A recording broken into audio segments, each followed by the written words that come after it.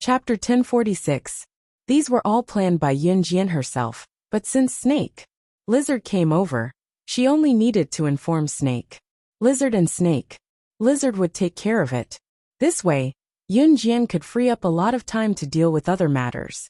After Snake, Lizard listened to Yun Jian. She paused before saying, "Sister Jian Tiger. Leopard and the rest will be here tomorrow." The wedding was tomorrow, but the official ceremony was usually held in the afternoon and during dinner time. Yun Jian nodded in response. Once Snake, Lizard was here, the burden of the kosher mercenaries fell entirely on Tiger. Leopard. If Tiger, Leopard were to rush over, he would have to make arrangements for the kosher mercenaries before he could rush over. Of course Tiger, Leopard did not have the time. So even if he were to come, he would rush back to the kosher mercenaries after attending Qin Yuru's wedding tomorrow. Yun Jian replied with a nod. Yun Jian came here purely to brief Snake, Lizard on the arrangements like she was taking a stroll before she went downstairs.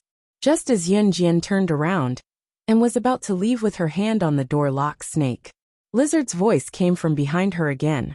Sister Jian, the Ferrari sports car you sent for repair last time is fixed. It can be brought back to Longmen City tonight. I'll send it over for you tomorrow morning. Yun Jian paused before she turned to the side and hummed in response. The brakes of her Ferrari sports car had malfunctioned, and it had been sent to the factory for repair. Due to her connection with the kosher mercenaries, the sports car was repaired at the fastest speed possible and sent back. Yun Jian's fiery red Ferrari was her favorite car that had accompanied her for years. If she could use this sports car to carry Qin Yuru to her wedding tomorrow, it would be the most gratifying thing for Yun Jian. Send it over earlier tomorrow, Yun Jian said again before she opened the door to Snake, Lizard's room and walked out. Snake, Lizard did not follow her. When she saw Yun Jian leave the room, she said, "See you tomorrow," and closed the door again. Yun Jian tucked her hands into her pants pockets lazily and strolled out of the hotel. Just as she stepped out, the spring rain was still falling. Yun Jian took a whiff of the spring air, and a tall man holding a black umbrella appeared beside her. Ce stood beside Yun Jian with a black umbrella. "Let's go home," Yun Jian said with a press of her lips as she walked down the stairs with Ce beside her. Ce asked softly, "Back to Xinjiang town?" Amen. Yun Jian nodded and followed Ce to his Lamborghini sports car. Although Qin Yuru was getting married for the second time, she was still getting married. Most people would keep their second marriage a simple one, as they would not want others to know about it. However, Qin Yuru still had to marry from Zhang Meihua's family to save face. Of course, this was also a local custom. It was impossible for Qin Yuru to marry from Dong Ruan's family when her mother, Zhang Meihua, was still alive, right? If she really did that, she would definitely be gossiped about in this day and age. Yun Jian had just fastened her seatbelt when she got into the car, when she saw that Ce had not started the car. She frowned and was about to ask Ce why he had not started the car. Ce had already turned sideways and hugged Yun Jian. A familiar scent wafted into her nose, and Yun Jian was stunned. However, she placed her hand on Ce's back and hugged him gently. His chin rested on her shoulder as his breath blew beside her ear. "Xiao Jian, you're moving away after your mom gets married?" Feeling one of the girl's plump breasts pressed against his chest, Ce moved closer and hugged her as he asked faintly. Chapter 1047. There was no way he was going to admit that ever since Qin Yuru and Gu Junjian got together and set a wedding date, they were planning to get married. He was not worried about Qin Yuru being unhappy. Being with Gu Junjian, Qin Yuru was destined to be happy. This was not even within the scope of his concern. Instead, he was worried that Qin Yuru would move to Gu Junjian's place and bring his Xiao Jian along. He had no objections to anything else, but bringing his Xiao Jian along was something he would not agree to. His Xiao Jian had to go to school, and they did not have much time to see each other. If Yun Jian moved to Gu Junjian's place, how was he going to openly hug her to sleep? How was he going to see Xiao Jian every day? "You're coming too." Yun Jian curled her lips at Ce's words and spoke like she was joking. If Ce went with her, he would be no different from a live-in son-in-law. Yunjian chuckled inwardly. She had never tried to embarrass the leader of the world's top assassin organization. She had never heard of anyone who could do so either. Today, she was going to make a precedent. Sensing that the woman in his arms was secretly delighted, Ce did not expose her. Instead, he replied softly, "Okay." Of course, he had to go. How dare she plot against him? How could he let her off so easily? As he thought about it, a naughty idea popped up in Ce's mind. In the end, Ce drove Yunjian back to Xinjiang town. Qin Yiru, Dong Yuan, Xiao Yunju, and the others were already in Xinjiang town. They would be busy the next morning, and there were things that had to be done early in the morning. Qin Yiru was getting married in Xinjiang town, so the day before the wedding, she had to stay in the town. However, Adam, Lan Su, and Emo's son still lived in Dong Ruan's house. After all, Zhang Meihua's house, which was Qin Yiru's elder brother, Qin Liqian's house, did not have so many guest rooms. Ce drove the Lamborghini back to Zhang Meihua's house in Xinjiang town with Yunjian, leaving behind potholes on the cement ground caused by the drizzle. From afar, he could see that Zhang Meihua's house was brightly lit, and there were many people standing in the house. After the car came to a stop, Ce got out of the car first. He took out the black umbrella, opened it, and walked over to Yunjian's front passenger seat. He opened the car door and gently shielded Yunjian from the roof. Then, he led Yunjian into Zhang Meihua's home. There were many people standing in the house. Of course, the important figures whom Yunjian had invited to attend the wedding in the name of kosher mercenaries were unaware that they were not present. They only knew that on May 21, 1999, at 5 in the evening, a grand wedding was held at Tranquil Harmony Hotel. At the moment, there were not only Dong Yuan and Xiao Yunju who were playing in Zhang Meihua's house, but there were also some relatives, friends, and neighbors who had come to collect their wedding gifts. Gu Junjian was not present as well. The bride and groom were not allowed to meet on the night before the wedding. This was a custom. "Oh Yiru, I didn't expect you to get married again. Haha, your second marriage partner is a rich man too. You can even hold your wedding in a 4-star hotel. There aren't many daughters in our village who can get married like you. Isn't that so? Our Yiru is so blessed. Her daughter is the director of new crews, and her husband is a high-ranking officer in the military." 2 female neighbors from the same village came over to express their goodwill and gave Qin Yiru 50 yuan as a wedding gift before speaking in a slightly jealous and envious tone. Amidst the jubilation, another woman standing not far away spoke to Qin Yiru in an even more jealous and obviously unhappy tone. Chapter 1048.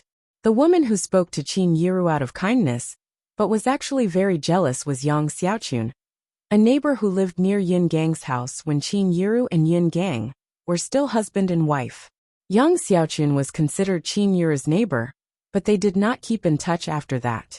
When Qin Yiru was down and out, Yang Xiaochun did not even bother with Qin Yiru. What about recently? Yang Xiaochun heard that Qin Yiru was getting married for the second time, and that the other party was a soldier. She also heard that Qin Yiru's daughter had become the director of new crews. A rural woman like Yang Xiaochun had no idea what kind of company New Cruise was. It was precisely because she did not know about New Cruise. She had only heard that the company was impressive and was considered well-known in Longmen City. Working in New Cruise also paid a lot. That was why Yang Xiaochun reluctantly gave Qin Yiru 20 yuan as a gift and wanted to get closer to Qin Yiru. There were always people in this world who thought that they were very close to you and wanted to give you a 20 yuan gift. After giving you the money, they would be good friends again. Yang Xiaochun was such a person. She did not like Qin Yiru at all in the past. There was even one time when Qin Yiru was cooking at home, and there was no salt at home. Qin Yiru had gone to Yang Xiaochun's house to borrow some.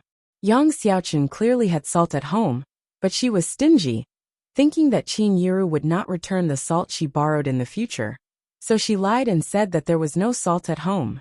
Qin Yiru had actually gone to borrow it when she saw that Yang Xiaochun's husband had just bought a pack of salt.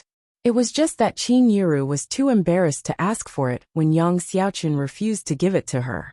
Since then, however, Qin Yiru had been planning to stay away from Yang Xiaochun. Qin Yiru did not expect Yang Xiaochun to come to her house today, and even give her a gift when she used to be so stingy. But in reality, 20 renminbi was considered a small amount even in the amount of money given in 1999. Generally speaking, only those old women, who were so poor that they couldn't even afford to have enough food and clothing, would give 20 yuan as a wedding gift for a family in the countryside. Qin Yiru did not like Yang Xiaochun to begin with. Now that Yang Xiaochun had given her a gift, she thought that she had the right to speak, and even pointed fingers at Qin Yiru. The first reason Yang Xiaochun said that was jealousy. She was jealous that Qin Yiru's second marriage was more than 10 times better than other girls' marriages. No one in Xinjiang town could compare to Gu Yunjian's family background. Even in Longmen City, Gu Yunjian's family background was one of the best. Seeing that Qin Yiru was fiddling with the bridal headdress for tomorrow and ignoring her, Yang Xiaochun was indignant and said again, Yiru, we've been together for so long. Oh Yiru, we've been neighbors for more than 10 years. Do you think I'd harm you? What are women most afraid of? What we're most afraid of is not marrying well and having a second marriage with a family after a divorce. It's uncertain if the man will treat you well in the future if you marry him. I think you're still the same as Ahua in Xinjiang town last month. Didn't she just throw a simple banquet for her second marriage and let it pass just like that? Dong Ruan had gone to the washroom and did not support Qin Yiru, so Yang Xiaochun could still spout so much nonsense. As she spoke, Yun Jian was already in front of Qin Yiru. Chapter 1049.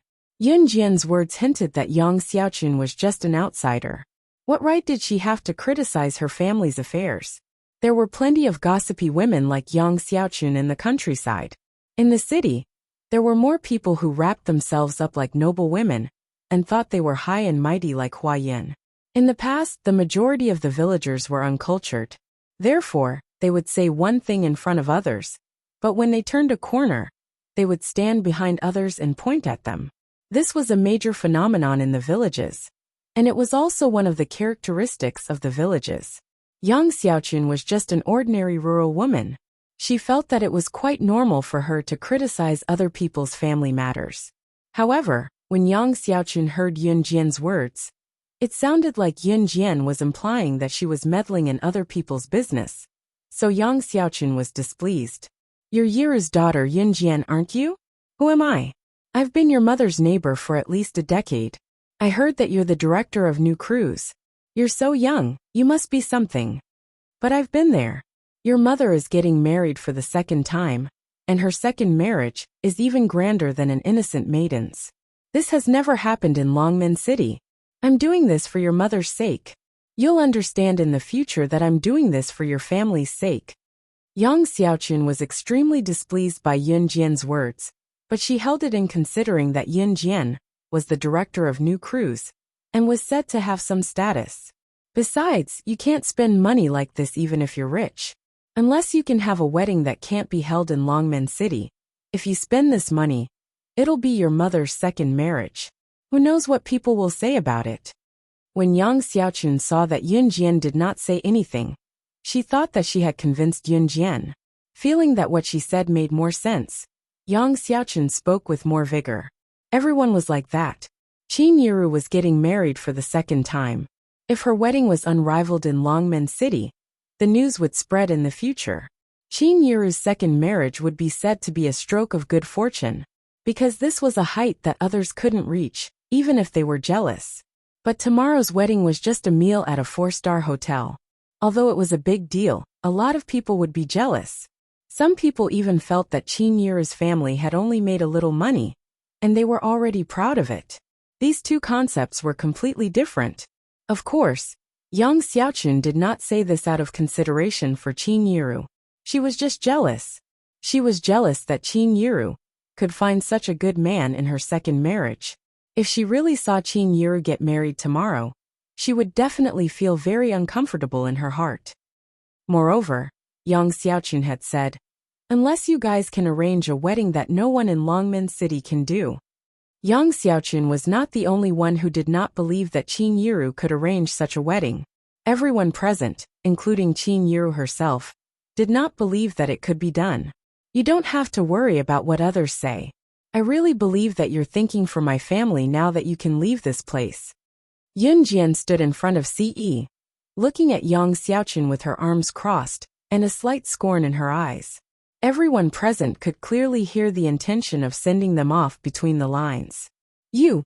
Yang Xiaochun's breath hitched at Yun Jian's words this time.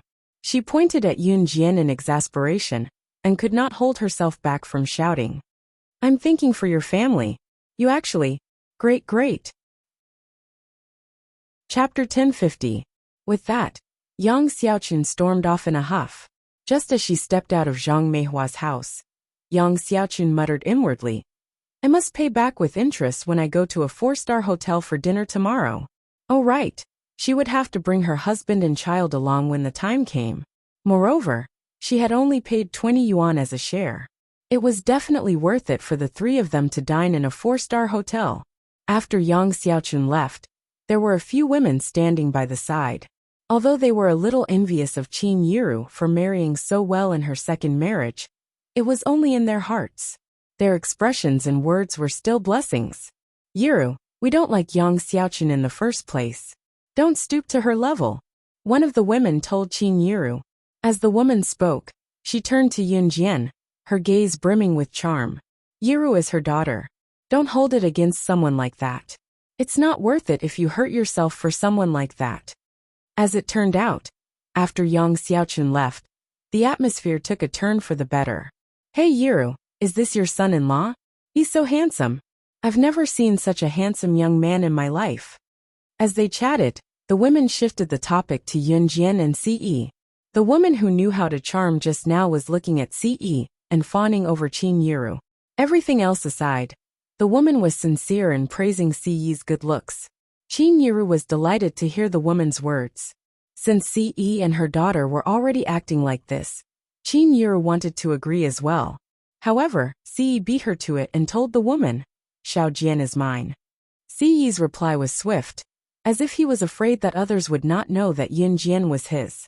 When the group of women and old ladies heard this, they all laughed happily and made fun of her. The night passed quickly. The next day arrived as promised. At 5 o'clock in the morning, Yun Jian had already gotten up when the sun had just risen. On the morning of May 21st, 1999, the sun rose with a smile. Last night, it was still drizzling and the night breeze was chilly. On the morning of the 21st, the sky was completely clear. White clouds even appeared on the horizon in the morning, indicating that it was going to be a sunny day. Hurry up and prepare breakfast. After breakfast, we can prepare lunch to welcome the wedding team. Some neighbors came to help and started to get busy. Dinner was eaten in a 4-star hotel, but lunch was ordered in a large pot of rice. There were many customs for marriage in the countryside. For example, what time the dowry should be delivered to the groom's house, and what time the bride should be delivered to the groom's house. At this moment in Qin Yiru's room, Yun Jian stood in front. Qin Yiru sat in front of a simple dressing table. There were a few women standing beside her. One of them was Yang Xiaochun from yesterday. Chapter 1051. Despite what Yang Xiaochun had said yesterday, she did not plan to fall out with Qin Yiru and Yun Jian. After all, Qin Yiru was going to marry a rich man, and Yun Jian was the director of new crews now. She dared not offend someone of such high status. Yang Xiaochun felt that everything she said was reasonable, and she had a confidence that she did not know where it came from. She felt that she was right. More importantly, she felt that in the end, even Qin Yiru and Yun Jian would agree with her point of view and treat her differently. They might even see her as their savior. It was also this concept that made Yang Xiaochun even more firm in his beliefs. Because of this, Yang Xiaochun came here early in the morning. Half squatting on the ground, Tanuki fiddled with her makeup box sparsely. Listening to the incessant chatter, she resisted the urge to kill Yang Xiaochun and the group of chattering women and spoke to Yun Jian. Why are you here? Sister Jian, I need a quiet environment. Once Tanuki said that, Yun Jian knocked on the door casually and ordered Yang Xiaochun and the chattering women to leave. My mom needs makeup. Get out. She was not asking them to leave, but ordering them to do so in a commanding tone. The chattering women, including Yang Xiaochun, were stunned by Yun Jian's firm tone. After all, girls were usually gentle and quiet. None of them were like Yun Jian, who would order people around the moment she opened her mouth. In spite of it, considering that Yun Jian was the director of new crews, she was different in certain matters. Thus, the women went down the stairs while chattering. Yang Xiaochun, on the other hand, was a typical blabbermouth among the rural women. Once she heard Yun Jian's imposing words, and saw the other women around her walking down the stairs, she grumbled as she followed them down the stairs. "What's wrong with you? Oh my, what's with this person? It's a big day today." Forget that she didn't listen to me when I gave her some suggestions. She even chased us out. Hey, say, Yura's daughter has quite the temper. She's earning a lot now, but with her temper, who would dare to marry her in the future?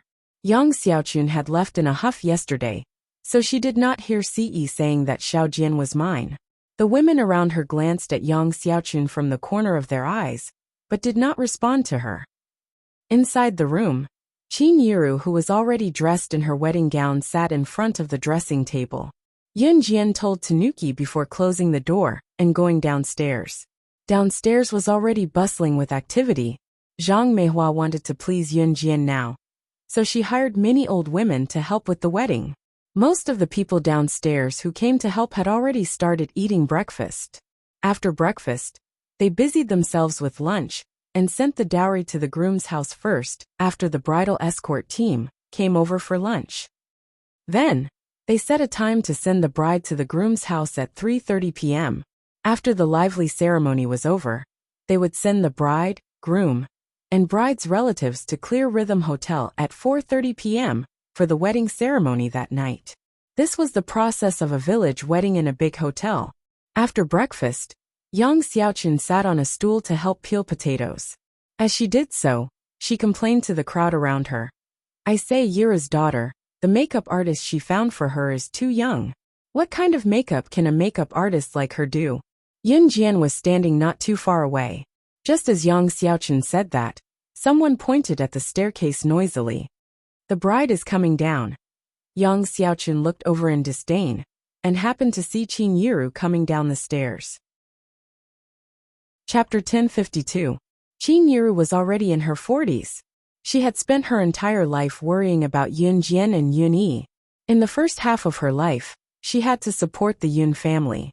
Her youthful beauty had long turned into calluses and wrinkles on her hands, as well as a plump rural woman.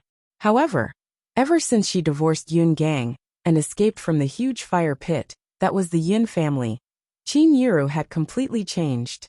Her originally yellowish skin, which was due to overwork, had also turned fair. More importantly, Qin Yiru had been going jogging in the park these days. Now that she no longer had a job, she was living a comfortable life. More importantly, she no longer had to work hard.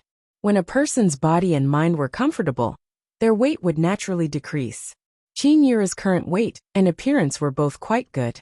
In addition, Qin Yiru's facial features were very good, which Yun Jian had inherited from her. Therefore, there was also Raccoon's exquisite makeup skills. Qin Yiru, who came down from the stairs, had on natural makeup. That simple and elegant makeup made it seem as if she was born with it. At first glance, her snow-white wedding dress outlined her graceful waist that had recently lost weight. No matter from which angle one looked at her, she was so beautiful that one could not take their eyes off her. This makeup paired with the wedding dress made Qin Yiru, who came down from upstairs, look 20 years younger. This makeup did not look thick, but it was actually very delicate. This was Raccoon's ability. She could cover up a person's makeup, but she could also make the person look younger by a few decades after the makeup.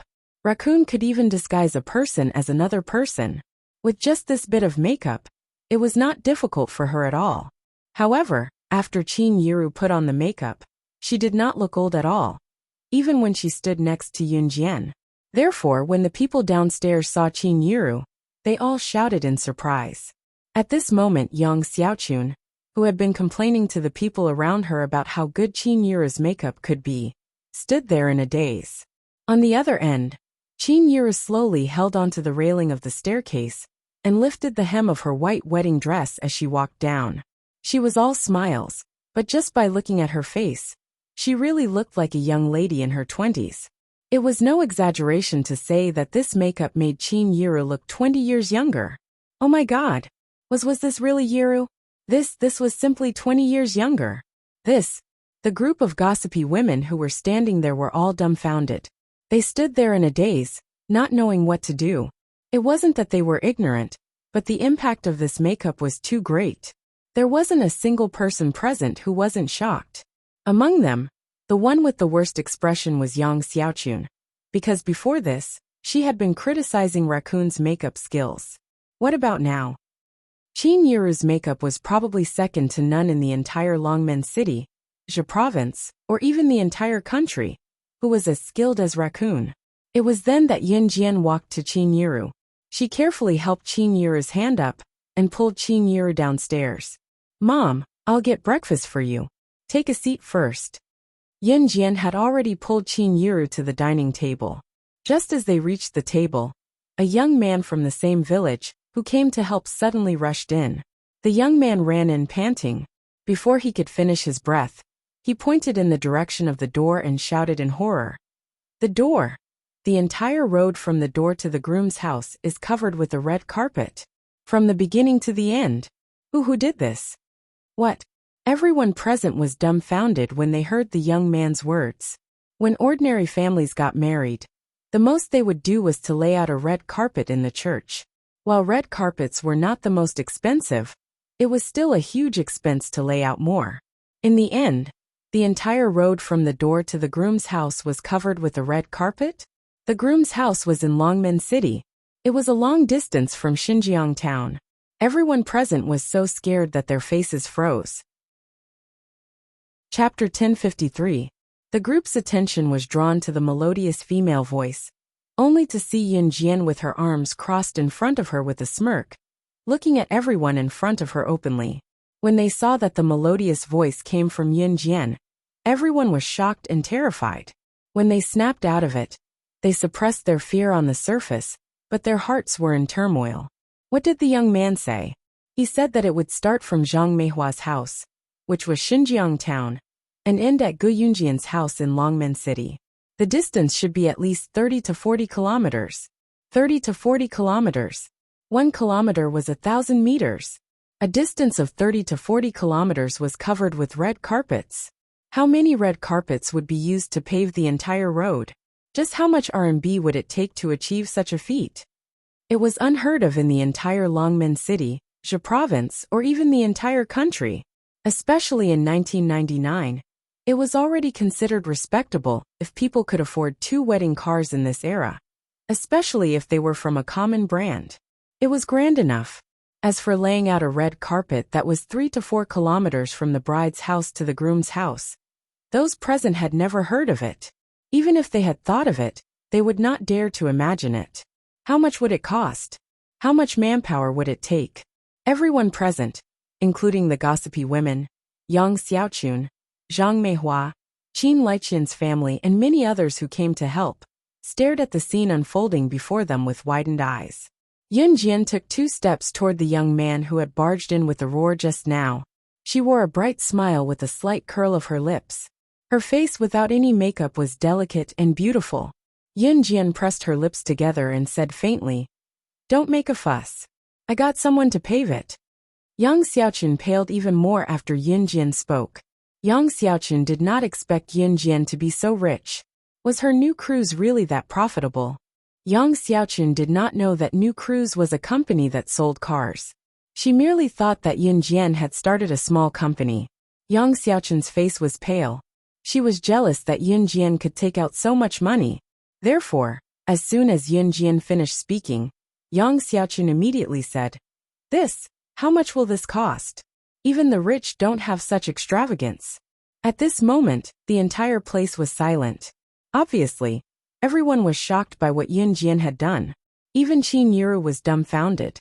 At the same time, she stared blankly at the scene in front of her. However, Yang Xiaochun's words implied that Yin Jian had no money but pretended to be rich. Such a sentence stunned the surrounding people once again. There were even some people who couldn't stand it anymore. So they stood up and said to Yang Xiaochun, "Yang Xiaochun, you talk too much. Other people's family matters are none of your business. What are you saying? Today is such a happy day. And you're the only one who talks too much." That person had just reprimanded Yang Xiaochun. Yun Jian continued speaking, but Yun Jian ignored Yang Xiaochun completely. She only turned her gaze to Qin Yiru. "Mom, you used to work hard for me and my brother, shouldering all the burdens yourself. Now that I'm all grown up, I won't be as insensible as before. Today's red carpet is my first wedding gift to you. You'll always be my mom." Yun Jian's words were for the original owner of the body, as well as for herself. Ever since she was reborn, Qin Yiru had never vented her bitterness in front of her. Qin Yiru had always kept the bitterness to herself and left the best for her children. Chapter 1054. Yun Jian ignored Yang Xiaochun. As long as Yang Xiaochun did not cross her bottom line, there was no need for her to care about a job-hopping clown. Why? It was too degrading. There was no need for that. Who would waste so much time arguing with a person like Yang Xiaochun and spouting nonsense? Yun Jian did not have to do that. In spite of it, what Yun Jian said to Qin Yiru was from the bottom of her heart. She had wanted to say these words to Qin Yiru for a long time. "You'll always be my mom" might sound like nothing to ordinary people, but to Yun Jian, it meant something entirely different. In her previous life, she had no family, friendship, or love. She only knew who she could benefit from working with, like snake, lizard and tiger, leopard. They were old friends of hers. In spite of it, Yun Jian had kept her bottom line even when snake, lizard and tiger, leopard knew a lot of her secrets. She did not have a heart back then. After her rebirth, be it Qin Yiru or Yun Yi, both of them had taught her something. It was family. Now she knew what kinship was all about. Xiao Jian. Qin Yiru could not help shuddering when she heard what Yun Jian said. She had hidden all the hardships she had suffered all these years in her heart, trying to leave the best for her daughter and son. Qin Yiru was not a god. Neither was she a remarkable person. She was just an ordinary village woman, an ordinary person who could not be more ordinary. "Xiao Jian, you child, why are you speaking so maturely?" Qin Yiru stuttered as she recalled the past. She felt a lump in her throat, but she swallowed it quickly. "Mom!" Yun Jian came over and lifted Qin Yiru's face gently, wiping away Qin Yiru's tears that were about to fall from Qin Yiru's eyes. "Mom is the prettiest woman today," Yun Jian said with a knowing smile. "Look, you're 20 years younger now." Yun Jian's words made Qin Yiru smile through her tears. "You child. You're real." As she spoke, she was slowly comforted. Seeing that Qin Yiru was comforted, Yang Xiaochun pulled a long face again. That was right. She could not stand Qin Yiru's good behavior. Pretending when you're not capable. "Yiru, I'm not criticizing your family. I just think that your daughter doesn't know how to manage the family. If she spends like this, she'll spend all her family's wealth." Yang Xiaochun pretended to be innocent, even though she had taken advantage of the situation.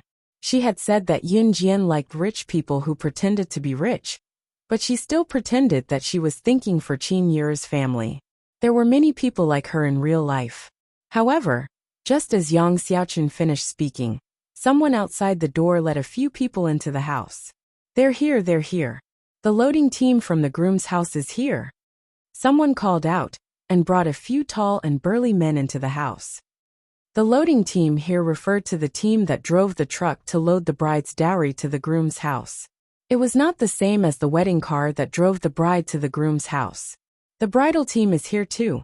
Look, that's what brand of wedding car is that?" Another voice came from the door.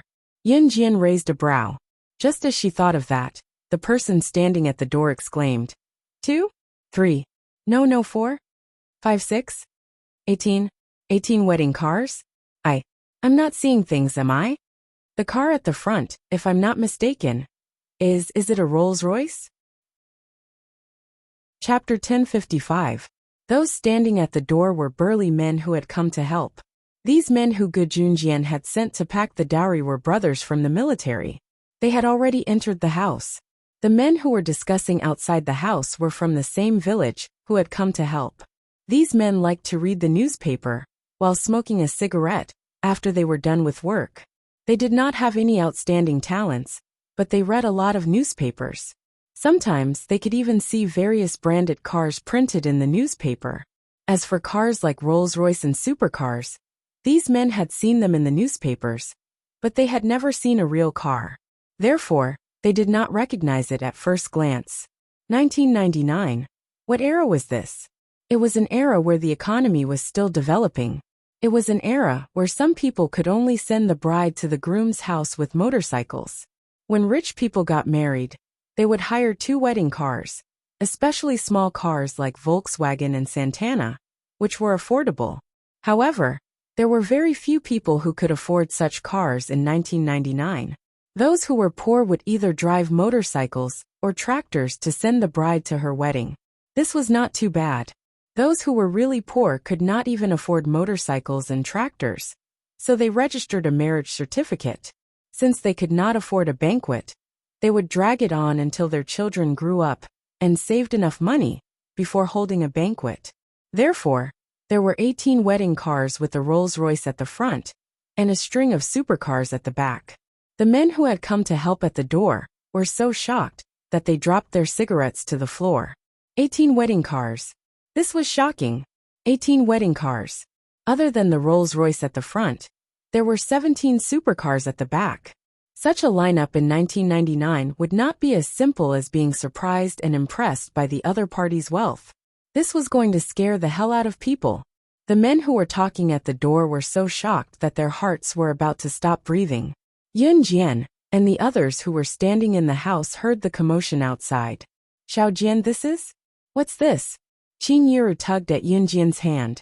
She looked stunning with makeup on. Yiru, what's wrong? Qin Yiru had just held Yun Jian's hand and asked when Dong Ruan's voice came from upstairs. Qin Yiru had just had her makeup done when Dong Ruan rushed over from Longmen City. She then went up to let the civet do its makeup as well. Dong Ruan was the main bridesmaid today. According to the customs of the village, the bridesmaid should be an unmarried woman. However, it was Qin Yiru's idea to let Dong Ruan be the main bridesmaid. As soon as Dong Ruan appeared, her enchanting face was put on makeup by a raccoon. Just like Qin Yiru, her age was reduced by 20 years. Everyone present was shocked once again. This also showed that raccoon's makeup skills were superb. Mom, they are probably here. I'll go and take a look. Yun Jian narrowed her eyes, then patted Qin Yiru's hand, and went out of the house. Seeing that Yun Jian had gone out, Yang Xiaochun and the other women, as well as many of the people present, scrambled to follow. At this moment, everyone walked out of the house and saw 18 decorated wedding cars parked at the entrance. These cars were brands that no one present had ever heard of. Hearing the men's exclamations outside the door just now, the women did not know what was so surprising about these cars. Yang Xiaochun went up to the men and asked, "What were you guys yelling about just now?" With so many cars, it was indeed very grand. These cars looked quite beautiful, but couldn't they be borrowed? What's there to be surprised about? In fact, Yang Xiaochun was already making a fuss in his heart. Chapter 1056. It was not a joke that there was not a single Rolls-Royce in the entire Longmen City. The year 1999 was an era where economic development was about to soar. In this era, the gap between the rich and the poor was gradually widening. In spite of this, Longmen City was still in a state of subsistence. In other words, there were not many people who were truly rich, and those who were rich did not have to spend all their wealth to buy a luxurious car like the Rolls-Royce that cost 4 to 5 million yuan. Therefore, there was not a single Rolls-Royce in the entire Longmen City. What did it mean when it appeared at Qin Yiru's wedding today? What? This car is so rare? It costs 5 million yuan? Yang Xiaochun was indeed shocked. Her eyes widened in surprise, but in the end, she still took a deep breath. Even if there was none in Longmen City, it did not mean that Yun Jian had bought it. Could she afford a Rolls-Royce worth 5 million yuan? Moreover, when newlyweds were getting married, wedding cars were usually rented from car dealers. Ordinary families would borrow cars from people in the same village, or their relatives or friends who owned cars. After the wedding, they would give a big red packet to their friends and relatives, who had lent the car to them, or people from the same village. Yang Xiaochun naively thought that the Rolls-Royce was rented by Yun Jian. But I think this car was rented from somewhere else? It costs 5 million yuan. How could she afford it? Yang Xiaochun grumbled inwardly. Just as she finished speaking, the burly man beside her glanced askance at Yang Xiaochun, like he was looking at an ignorant and illiterate person. Rolls-Royce. Where did you rent it from? There are so many rich people in Longmen City, but we don't even have one. There was a pause before he continued. Besides, didn't Qin Yura's daughter start New Cruise? Are you stupid? The company she owned, New Cruise, was a company that sold cars. It earned tens of millions of yuan in profit every year. She can earn so much in a year by selling cars in her own company. She can buy it herself. It's nothing. The burly man's words hit Yang Xiaochun right where her heart was. Yang Xiaochun thought that Yun Jian's New Cruise was a small company at most. However, never in her wildest dreams would she have thought that Yun Jian's New Cruise was a car seller. Annual profits of at least tens of millions? Was this a joke? A company like this could be ranked in the entire Longmen City. No, in the entire Zhe province. Oh my god.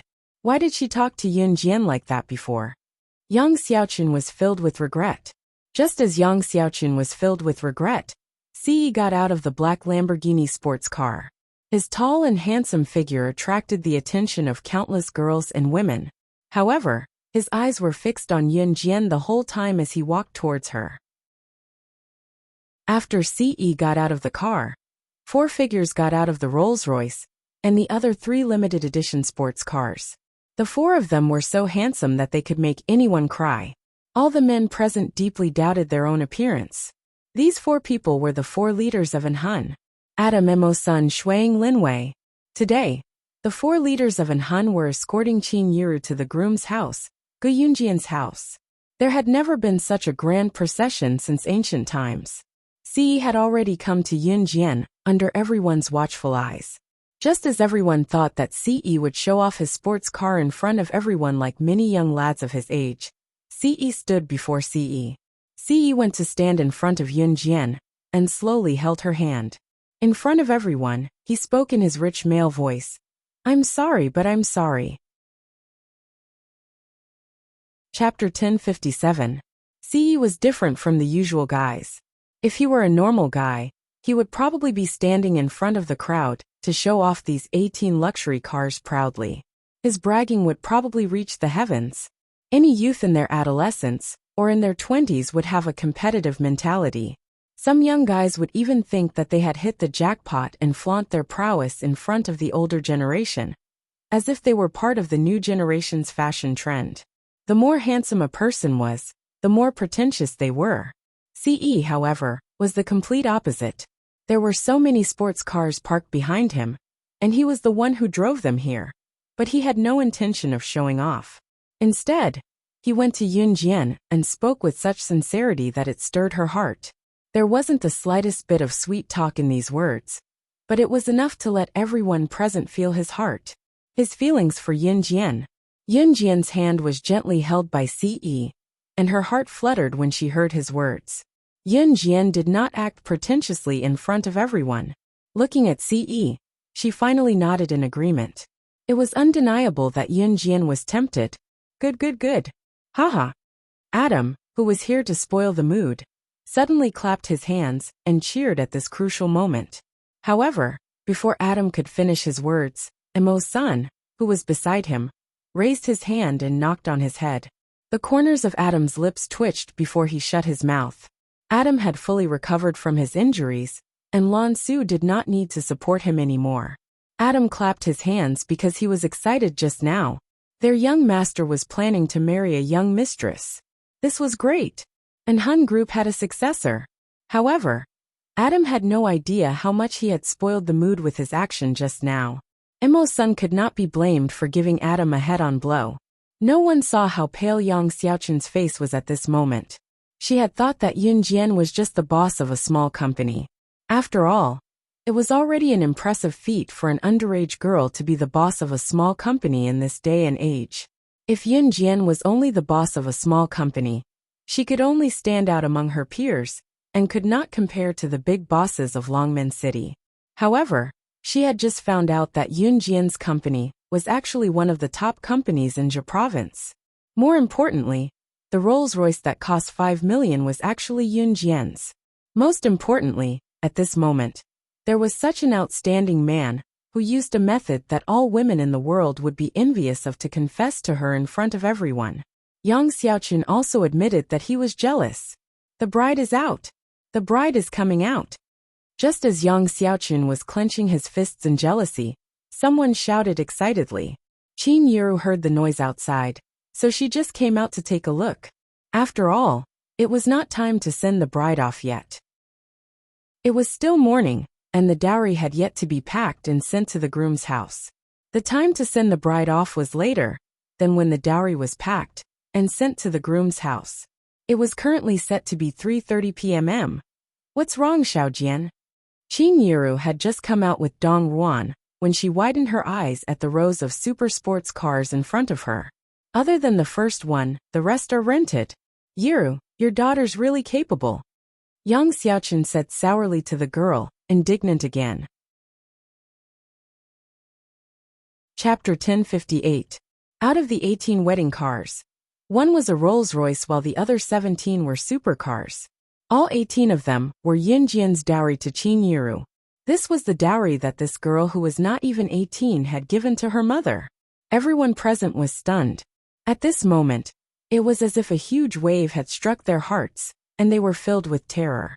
It was just a Rolls-Royce, but it cost no less than 5 million Chinese yuan. 5 million Chinese yuan. To the people in 1999, in an era where wages were not high, such a dowry was rare even in the whole of Country Z, let alone Longmen City. Even those rich and powerful families would not be able to do this. All of this was done by an underage girl, who was not even 18 yet. Yang Xiaochun was indignant just now.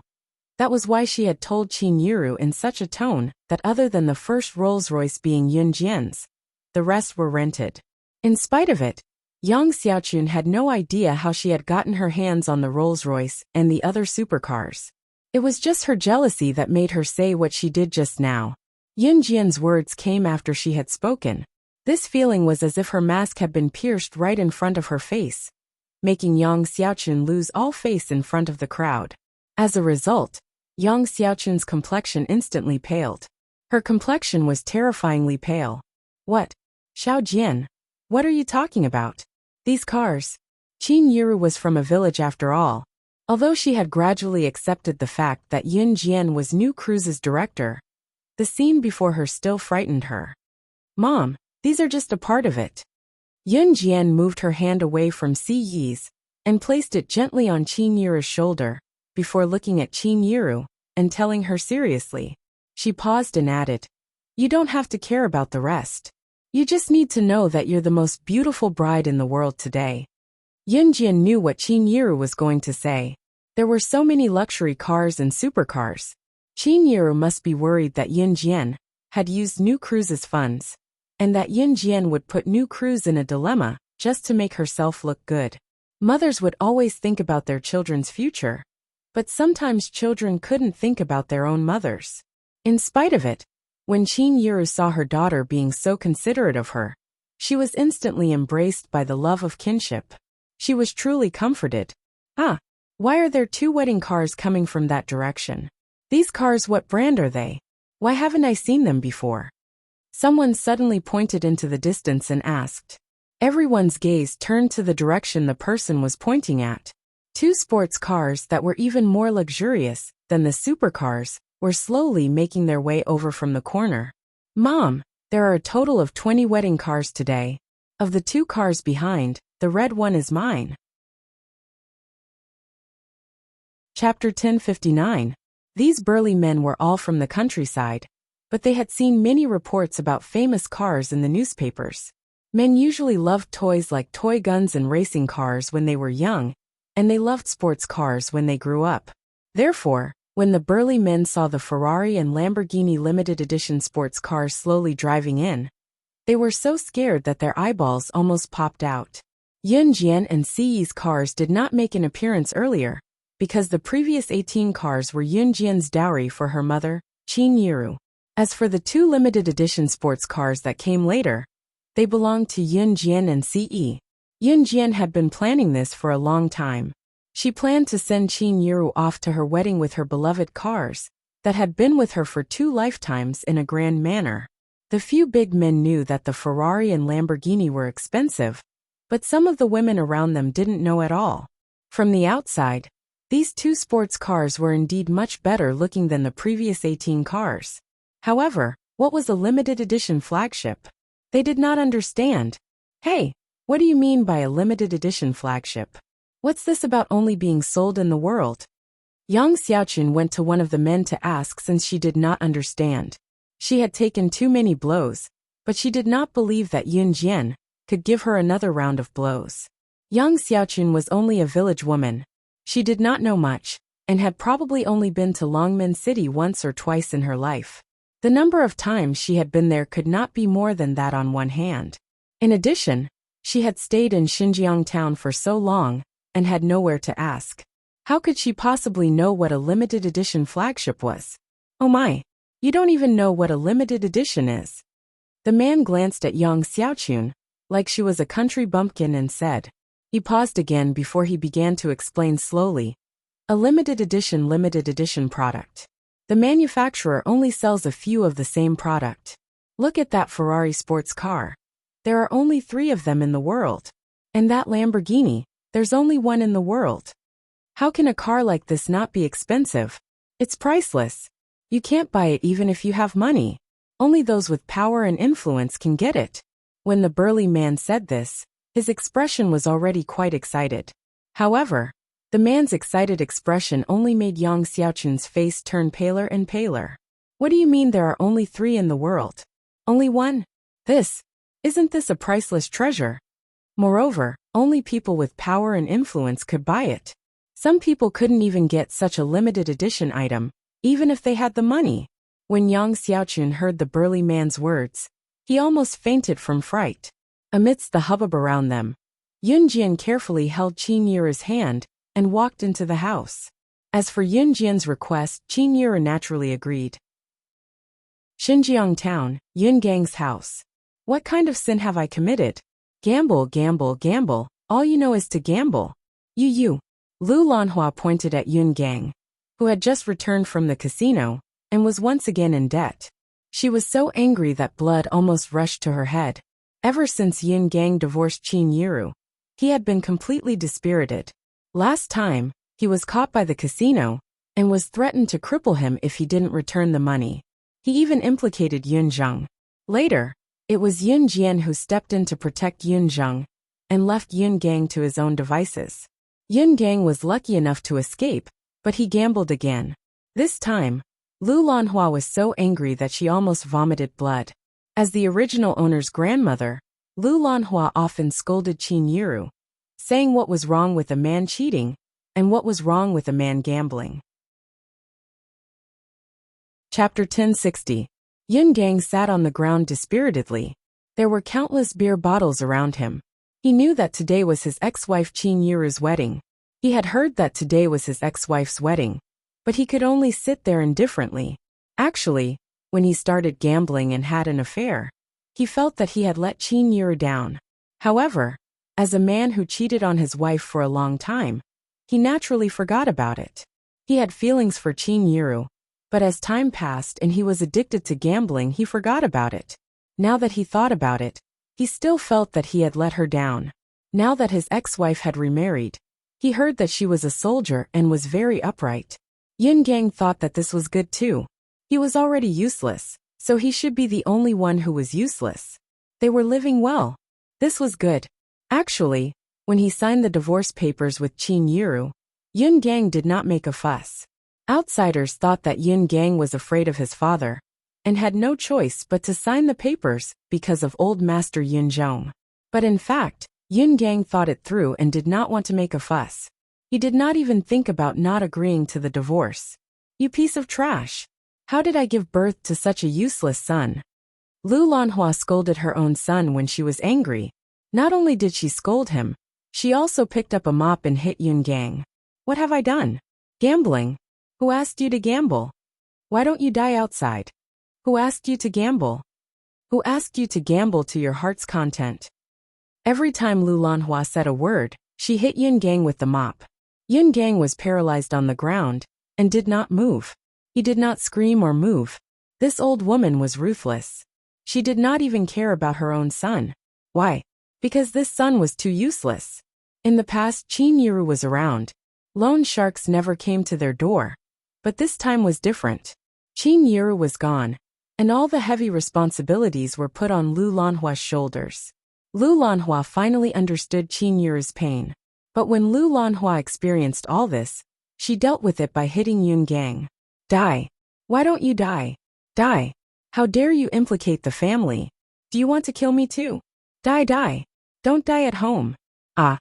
Lu Lanhua was about to go crazy. Orchid, Orchid. Ah. Orchid, what are you doing?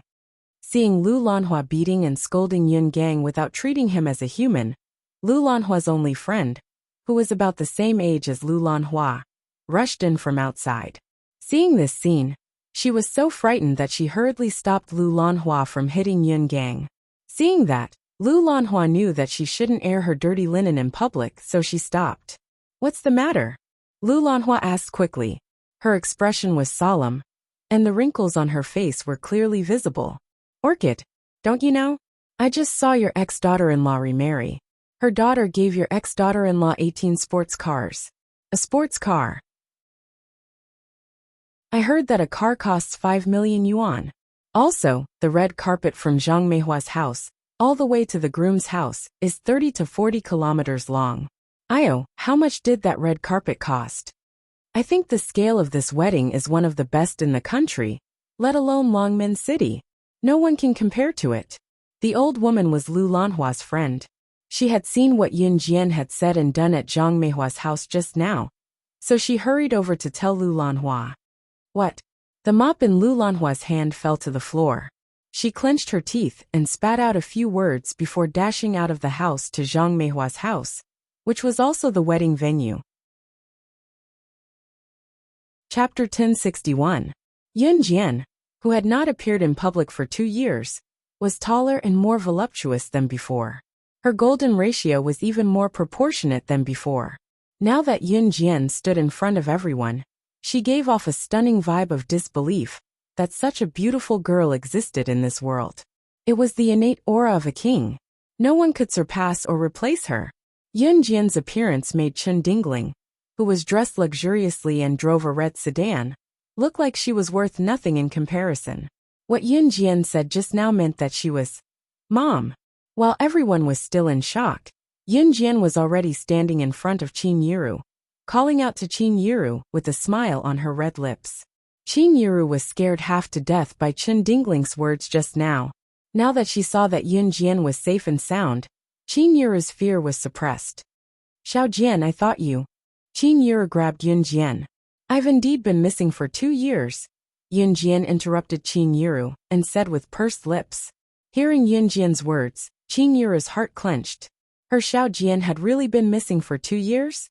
Why did she not know about it? Dad must have kept it from you because he didn't want you to worry. Besides, he's been sending people to look for me in the dark for the past 2 years. Yun Jian added quickly, afraid that Qin Yiru would misunderstand Yun Jian. With these few words, Chen Dingling's plan to make Qin Yiru misunderstand Yun Jian fell apart. At this moment, Chen Dingling's expression was extremely ugly. Now Qin Yiru's daughter was back. She had just announced that Yun Jian was dead in front of everyone. In the end, Yun Jian was back right after she said that. Chen Dingling shuffled her feet and was about to slip away when she was stopped in her tracks by Yun Jian's shout. Stop right there. Yun Jian's voice carried an absolute aura, stunning Chen Dingling, who was about to flee. Do you need me to send you to hell if you wish for someone to be dead so much? Yun Jian's frightening voice rang out, causing Chen Dingling to sweat from her forehead. Chen Dingling's makeup was ruined by her sweat. Since you know that I've been to a hunting school, I don't mind telling you that I can kill people, Yun Jian said with a smirk. Ah. Chen Dingling was so scared that she scrambled out of the flower shop. Chen Dingling, who had been envied by everyone just now, was now rolling and crawling away, as if she had been injected with chicken blood. Yun Jian was in a good mood, so she did not make a fuss. Yun Jian had a lot to tell Qin Yiru since she had just gotten home. "Mom, let's go home," Yun Jian said to Qin Yiru. "Oh, okay," Qin Yiru answered. Qin Yiru cooked a sumptuous dinner that filled Yun Jian to the brim. Gu Junjian rushed home when he heard that Yun Jian was back. Gu Junjian breathed a sigh of relief when he saw that Yun Jian was back safe and sound. During dinner, Gu Junjian asked Yun Jian if she wanted to go back to Min City's military academy for her senior year, but Yun Jian declined. "I'm planning to go straight to university," Yun Jian spoke her mind. "Go straight to university? It's September now. People are getting in after the Gaokao in the first half of the year. Xiao Jian, where are you going to go if you want to go straight to university? Will they still take you in if you go in halfway?" Qin Yiru asked. "They will." She was confident. Yun Jian narrowed her eyes. "Leave their future to them. As parents, we have to give them enough space to choose," Gu Junjian said and picked up a piece of meat for Qin Yiru. "Eat, nourish your body." Qin Yiru nodded slightly at that, and did not say anything else. After a pause, Qin Yiru asked again, "Xiao Jian, where do you want to go to university then?" Qin Yiru was just asking. She thought that Yun Jian had not decided yet. Unexpectedly, there was a glint in Yun Jian's eyes as she answered with a squint. "University of Electronic Science and Technology of China." A. Chapter 1062. This time, Lu Lanhua was not here to curry favor with Yun Jian or Qin Yiru. This was because Lu Lanhua knew that she had also tried to curry favor with Yun Jian or Qin Yiru, but had failed. A person's jealousy was often terrifying. When a person set her eyes on something, she could not have it, but she could see others having it. She could even see others having something that she could never have in her lifetime. She felt that since she was done for, since she could not have it, she would destroy it. If she did not have it, others would not have it easy either. Lu Lanhua was such an old woman. Hence, when she rushed in, she had long forgotten about Yun Jian's capabilities, and had also long forgotten about Yun Jian's abilities. The surrounding crowd watched as Lu Lanhua overturned several round tables. They watched as Lu Lanhua screamed and hooted like a madwoman. Yun Jian's petite figure leaped out of the room. She was as fast as lightning, and after flying out of the room, she swept past the crowd. In just a few breaths, she had already appeared in front of Lu Lanhua. At this moment, Lu Lanhua was standing in front of a round table, about to lift the table's glass turntable and smash it. A pair of petite hands gently touched the table's glass turntable. Yun Jian's hand gently pressed down on the table's glass turntable, preventing Lu Lanhua from lifting it and smashing it to the ground. Lu Lanhua felt that the table's glass turntable was a little heavy. When she raised her head and looked in the direction of gravity, she saw Yun Jian's hand pressing down on the table's glass turntable. Lu Lanhua was just about to spit out some vulgar words, but before she could say anything, smack! A jade-like hand came in front of Lu Lanhua, and in front of everyone, ruthlessly slapped Lu Lanhua's wrinkled face. Lu Lanhua was very dark, almost close to being black. She was also very ugly, and her nostrils were twice the size of a normal person's, and her nose was flat. What was even more ferocious were the wrinkles on her face, and the wrinkles on her face made one's hair stand on end. Lu Lanhua was ugly, but she liked to dress very fashionably.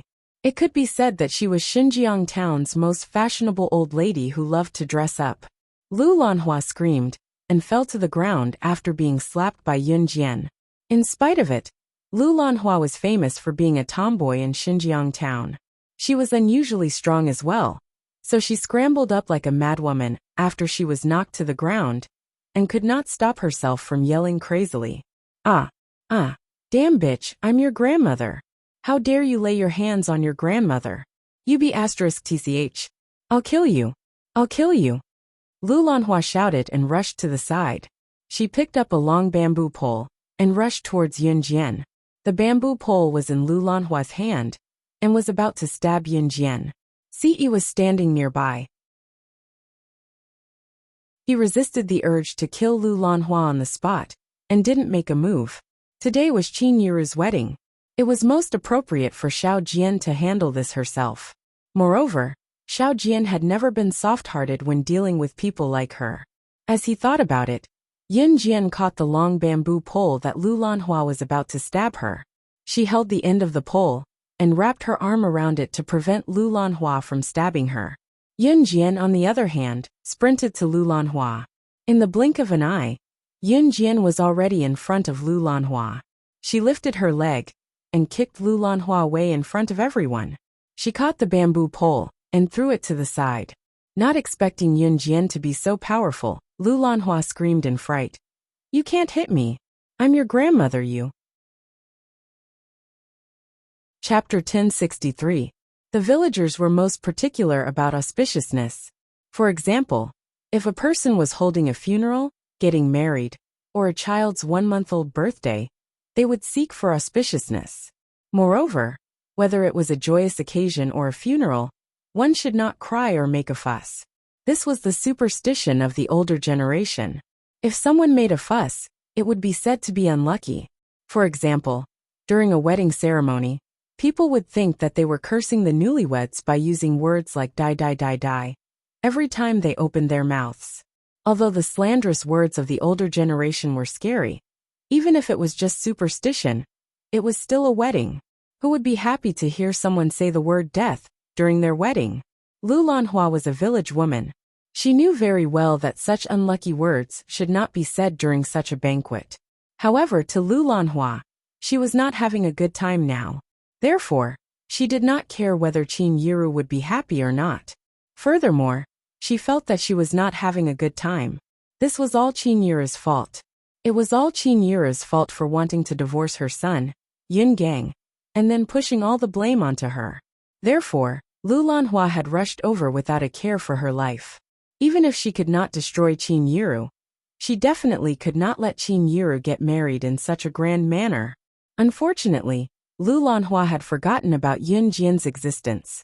To be honest, Yun Jian was also angry when she saw Lu Lanhua's crazy actions. She also had a temper and a bottom line. Qin Yiru was her bottom line. Therefore, Yun Jian pulled away the bamboo pole that Lu Lanhua was stabbing towards her. She walked over and directly grabbed Lu Lanhua's short hair. Lu Lanhua was in so much pain that she was about to die when Yun Jian pulled her up from the ground by her hair.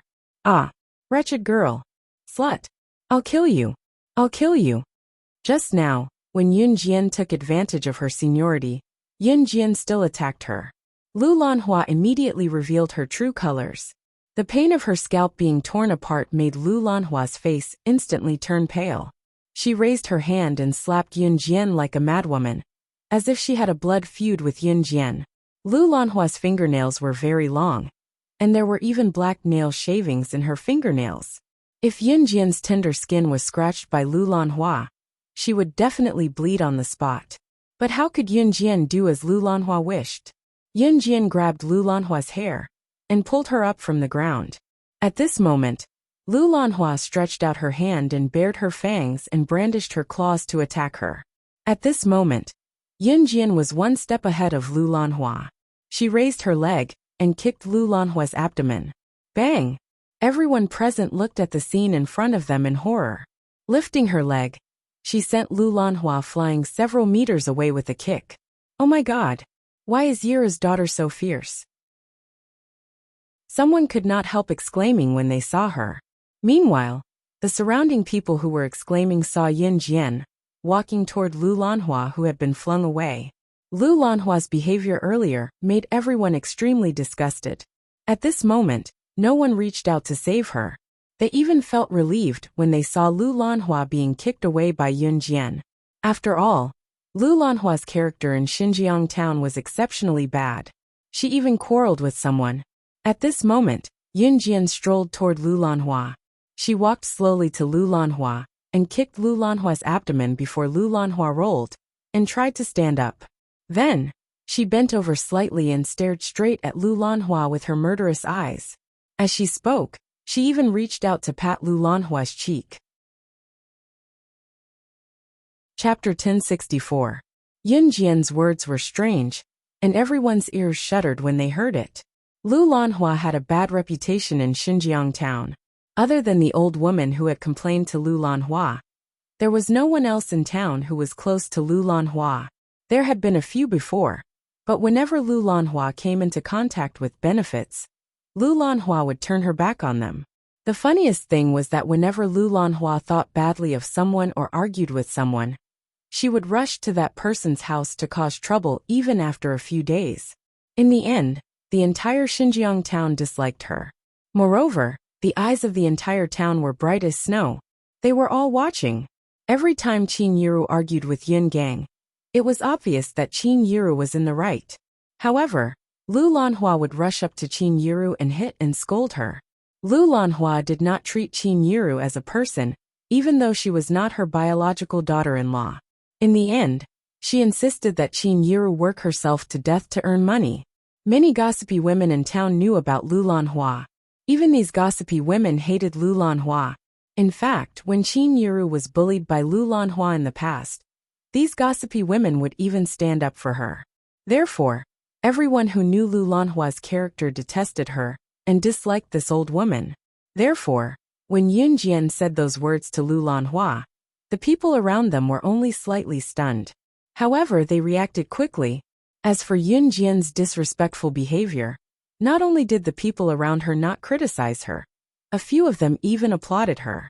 Good hit. Young lady, good job. An old woman in her 40s pointed at Lu Lanhua, who was being stepped on by Yun Jian, and shouted fiercely. This old woman had gotten into an argument with Lu Lanhua before, and it had caused a huge commotion in Xinjiang town. In the end, Lu Lanhua had slapped this old woman harshly, so she hated Lu Lanhua to the core. Yun Jian did not care about the reactions of the people around her. She patted Lu Lanhua's cheek and said those words.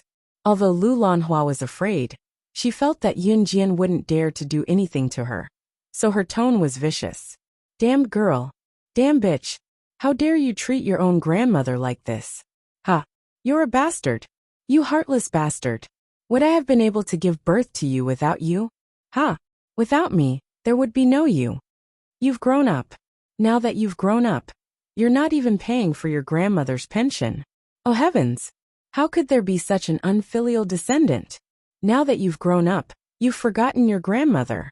Today, he even wanted to murder his own grandmother. Where is the justice? Lu Lanhua struggled with all her might, but was unable to stand up. She began to take advantage of her seniority, and began to wail loudly. That scream was so loud that it sounded like Yun Jian had really done something to her. Pa! Just as Lu Lanhua was crying, Yun Jian slapped Lu Lanhua's face. Lu Lanhua was flung hard. Oh heavens! Oh heavens! Are you all dead? There's someone bullying the elderly here, and you're just watching without helping. I curse you all to go to hell. Lu Lanhua saw that no one came to help her, so she began to mumble to herself. Just as she shouted, Yun Jian took out a butterfly knife from her pocket. She nimbly swung the butterfly knife a few times, and pointed it at Lu Lanhua. If you shout again, I'll kill you. Lu Lanhua suddenly saw the knife, and was so frightened that she took a deep breath. But when she thought about how there were so many people around, would Yun Jian really dare to kill her? She definitely wouldn't. Thus, Lu Lanhua became even more impudent. Come on. Come if you have the guts. I don't *King believe that you dare to lay a hand on your grandmother. Before she finished speaking, Yun Jian had already grabbed the butterfly knife and stabbed it at Lu Lanhua. Chapter 1065. The old woman Lu Lanhua was extremely detestable. Everyone present wanted to get rid of her as soon as possible. What shocked everyone was not that Yun Jian, as a granddaughter, could do such a thing to a grandmother. Anyone would have hit Lu Lanhua if they were in her shoes. But Yun Jian had taken out a knife? Everyone present was thinking that Yun Jian had taken out the knife just to scare Lu Lanhua. Lu Lanhua was naturally afraid of death. She dared to provoke Yun Jian because she was confident that Yun Jian would not do it herself. Even if Yun Jian's talent was terrifying, even if she was the director of new crews. But she was just an ordinary girl. She was still underage. How could a normal girl hold a knife and attack a person without batting an eyelid? She was not an assassin or a secret agent. How could she be so calm when she saw blood? A normal person would be scared to death when they went to the hospital for an 4 drip. Some would even faint when their blood was drawn. Even if Yun Jian was different from others, she was still an underage girl. Just as everyone thought of that, they felt a tug in their hearts. Everyone saw Yun Jian grab the butterfly knife and stab it down. She pressed it against Lu Lanhua's cheek and pressed it in. The knife pressed into Lu Lanhua's wrinkled cheek. The butterfly knife was very sharp. Yun Jian specifically chose sharp knives to attack. Therefore, when the knife pressed slightly into Lu Lanhua's cheek, Lu Lanhua's face was cut open. Blood slowly dripped from Lu Lanhua's cheek along the blade of the butterfly knife and splattered on the ground. B***tch. How dare you touch your own grandmother? Aren't you afraid of divine retribution? Although Lu Lanhua was a tomboy, she was still a cowardly old woman who bullied the weak and feared the strong. The knife in Yun Jian's hand really stabbed into her cheek. She immediately rolled around and screamed. Yun Jian was quick to act. She stabbed the butterfly knife into Lu Lanhua's face and soon, Lu Lanhua's skin was split open. At the same time, Yun Jian's faint but frightening words came out of her mouth. This stab is a gift in return for what you did to my mother. Today, I'll give it to my mother as a dowry. Could this be used as a dowry? Everyone present was shocked by Yun Jian's words, and their mouths twitched. However, based on Lu Lanhua's attitude towards Qin Yura back then, this stab was really enough to vent her anger. This stab could be considered as helping Qin Yura vent her anger. Qin Yuru had come out of the house not long after Lu Lanhua had come over to cause trouble. However, when she saw Yun Jian hitting Lu Lanhua, she did not stop her. She was no longer the weak Qin Yuru, who did not allow Yun Jian to fight back when Lu Lanhua attacked Yun Jian. Moreover, Lu Lanhua dared to do this to Yun Jian and was about to stab her with the bamboo pole just now. Forget about Yun Jian hitting Lu Lanhua. Even if Yun Jian did not, Qin Yura would not let Lu Lanhua bully them again, even if she had to risk her life. The crowd was shocked by Yun Jian's words just now.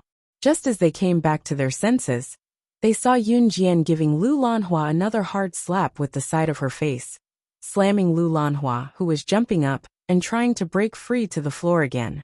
After slapping Lu Lanhua to the floor, Yun Jian waved the butterfly knife and slashed Lu Lanhua's face again. At the same time, Yun Jian's words rang again. This stab is a gift in return for messing up my mother's wedding today. There was a pause before she continued. If you continue to cause trouble, I won't be stabbing your face, but... Yun Jian's voice trailed off abruptly. Chapter 1066. Oh my god! Oh my god! When everyone saw Yun Jian plunging the knife into Lu Lanhua's head for real, their faces paled in fright. She really had the guts to do that. She was going to kill someone. Wasn't she afraid of killing someone? Although Yun Jian was the director of new crews, she was too arrogant. Of course, the crowd did not dare utter those words out loud. After all, Yun Jian was the director of new crews. Such an identity was enough to shock everyone present. You really dare? No. Don't kill me. Don't kill me. No. Lu Lanhua's wrinkled face made everyone feel disgusted just by looking at it. This version of Yun Jian made her feel fear and dread. However, just as the crowd reacted violently, the butterfly knife in Yun Jian's hand was already plunging into the center of Lu Lanhua's forehead. Lu Lanhua was so frightened that her face turned pale. She shut her wrinkled face in an instant, unable to struggle free. After she closed her eyes, her entire body trembled. The villagers from afar saw the butterfly knife in Yun Jian's hand as she plunged it vertically into Lu Lanhua's head. The knife was sure to slice Lu Lanhua's head in half. The moment her skin and flesh split open, Yun Jian suddenly turned the knife around and slid the blade across Lu Lanhua's head. She only scraped off a layer of black flesh from Lu Lanhua's head. At that moment, other than Ce, who was not far away, no one saw Yun Jian staring at Lu Lanhua's eyes. Her X-ray vision on Lu Lanhua's eyes had a clear yet blurry luster. At the same time, in the eyes of the crowd, Lu Lanhua's head was merely scraped. What Lu Lanhua saw, however, was Yun Jian stabbing the woman's head with the knife and breaking it in half. Hypnosis. Yun Jian had used hypnosis on Lu Lanhua. Therefore, what Lu Lanhua saw was Yun Jian stabbing her in the head, and her being stabbed to death by Yun Jian. However, what the bystanders saw was that Yun Jian had used a knife to cut off a layer of skin at the edge of Lu Lanhua's forehead. Ah, I'm dead. Dead. At the last moment when she saw the illusion, Lu Lanhua's legs trembled and her eyelids rolled. It was as if she had really been killed. She was so scared that she fainted. However, before she fainted, Lu Lanhua's legs still trembled. With this shudder, Lu Lanhua had completely fainted a second ago. But at this moment, someone began to point at Lu Lanhua's lower body, under the variegated pants, and shouted, "You're the one who's going to die. Hey, look, that's, ha ha ha. That yellow liquid that flowed down is." She actually pissed herself. The old woman was so scared that she wet her pants. Ha ha ha. Serves you right. Her. Not only did Lu Lanhua not lend us a hoe when we asked her to, she even scolded us. This crazy woman should have done this earlier. This old woman pissed herself. I must put up a notice to let everyone in Xinjiang town know about this. Ha ha ha. Someone guffawed at once. Seeing that Lu Lanhua had fainted, Yun Jian raised her leg and took a step back. Sister Jian. It was then that the civet cat made its way over. She had been following Yun Jian since she was done with Qin Yiru and Dong Ruan's makeup in the morning. That girl is the one who did the makeup for the bride, right? She's amazing. She made the bride and bridesmaids look 20 years younger. The bystanders began to babble when they saw Civet. Civet was already standing in front of Yun Jian. Yun Jian pointed at Civet, who had fainted on the ground in front of everyone. Chapter 1067. Although the raccoon had a baby face and looked very young, she was actually very strong. Raccoon grabbed Lu Lanhua's collar and lifted the unconscious Lu Lanhua up. He then dragged her out of Zhang Meihua's house. The group of people who were still exclaiming about Yun Jian's ferociousness despite being so young and pretty just now widened their eyes. Not only was Yun Jian ferocious, even Yun Jian's subordinate Tanuki, who looked like a weak makeup artist, was ferocious as well. It was a pity that the people around them did not know that Tanuki was not a makeup artist. The raccoon was an expert in the art of disguise. The art of disguise could completely change a person's appearance into another person. Even the other person's own parents wouldn't be able to recognize them. To be able to turn someone into someone else, her makeup skills must be impeccable. Making someone beautiful was only one of her skills. In the crowd's opinion, a girl who knew how to put on makeup was mostly gentle and weak. Why was Tanuki so ferocious? Tanuki was not only ferocious, she had once killed a bull with a single punch. She was the strongest female warrior in the Kosha mercenaries. Of course, the people around them did not know about this. Tanuki was already dragging the unconscious Lu Lanhua out of the house. The surroundings quieted down as if everything had returned to normal. Mom, let's go back. Yun Jian took out a napkin from her pocket and tested wiping the butterfly knife a few times. Once she was done wiping the blood off the knife, she closed it nimbly and put it back into her pocket. She then extended her hand to lift Qin Yiru's wedding gown slightly and walked into the house. Xiao Jian, don't bother with people like that next time. Qin Yiru pulled Yun Jian's hand over and patted the back of Yun Jian's smooth and soft hands with her calluses. Qin Yiru was completely different from the old her. If it was the old Qin Yiru, she would not be advising Yun Jian to ignore Lu Lanhua. Instead, she would be reprimanding Yun Jian for being violent towards an elder. Amen, Mom. Yun Jian nodded with a grin. If it were not for Lu Lanhua's blood stains on the floor, the people present would not be able to recognize this young girl, who was beaming radiantly. Was this really the same girl who did not hold back when she was being ruthless just now? Yun Jian held Qin Yiru's hand gently as they entered the house. Ce stood quietly beside Yun Jian and followed them in. Xiao Jian, I'm not saying that you can't go easy on people like that. I'm just worried that you'll do it like this. It's just Lu Lanhua this time. What if something happens to you next time when you meet someone ruthless? Qin Yiru frowned, her worry for Yun Jian evident between her brows. She was not saying that Yun Jian could not go against people like Lu Lanhua. Instead, she was worried that Yun Jian had really offended some important figure. What should she do if she really offended someone important, if she continued to be so high profile? Xiao Jian, I'm worried about you. I'm afraid that something will happen to you. As Qin Yiru spoke, Yun Jian had already helped her into the house to sit on a round stool on the first floor. Qin Yiru was looking at her worriedly. Mom, I know. Yun Jian had just said that. She had yet to finish her sentence when she was interrupted. Chapter 1068. Siyi's gaze was fixed on Yun Jian when he said that. He was very, very serious. Qin Yiru was initially looking at Yun Jian, but after what Siyi said, she turned to look at Siyi. Looking at Siyi's serious expression, Qin Yiru suddenly felt happy for Yun Jian. It turned out that Qin Yiru was still worried about what would happen in the future, when her daughter suddenly became so dominant half a year ago. People in the countryside liked gentle and soft girls, while people in the city, especially those who came from well-to-do families, liked their wives to be the gentle and elegant type. Yun Jian, on the other hand, was domineering. Her techniques and moves were frightening.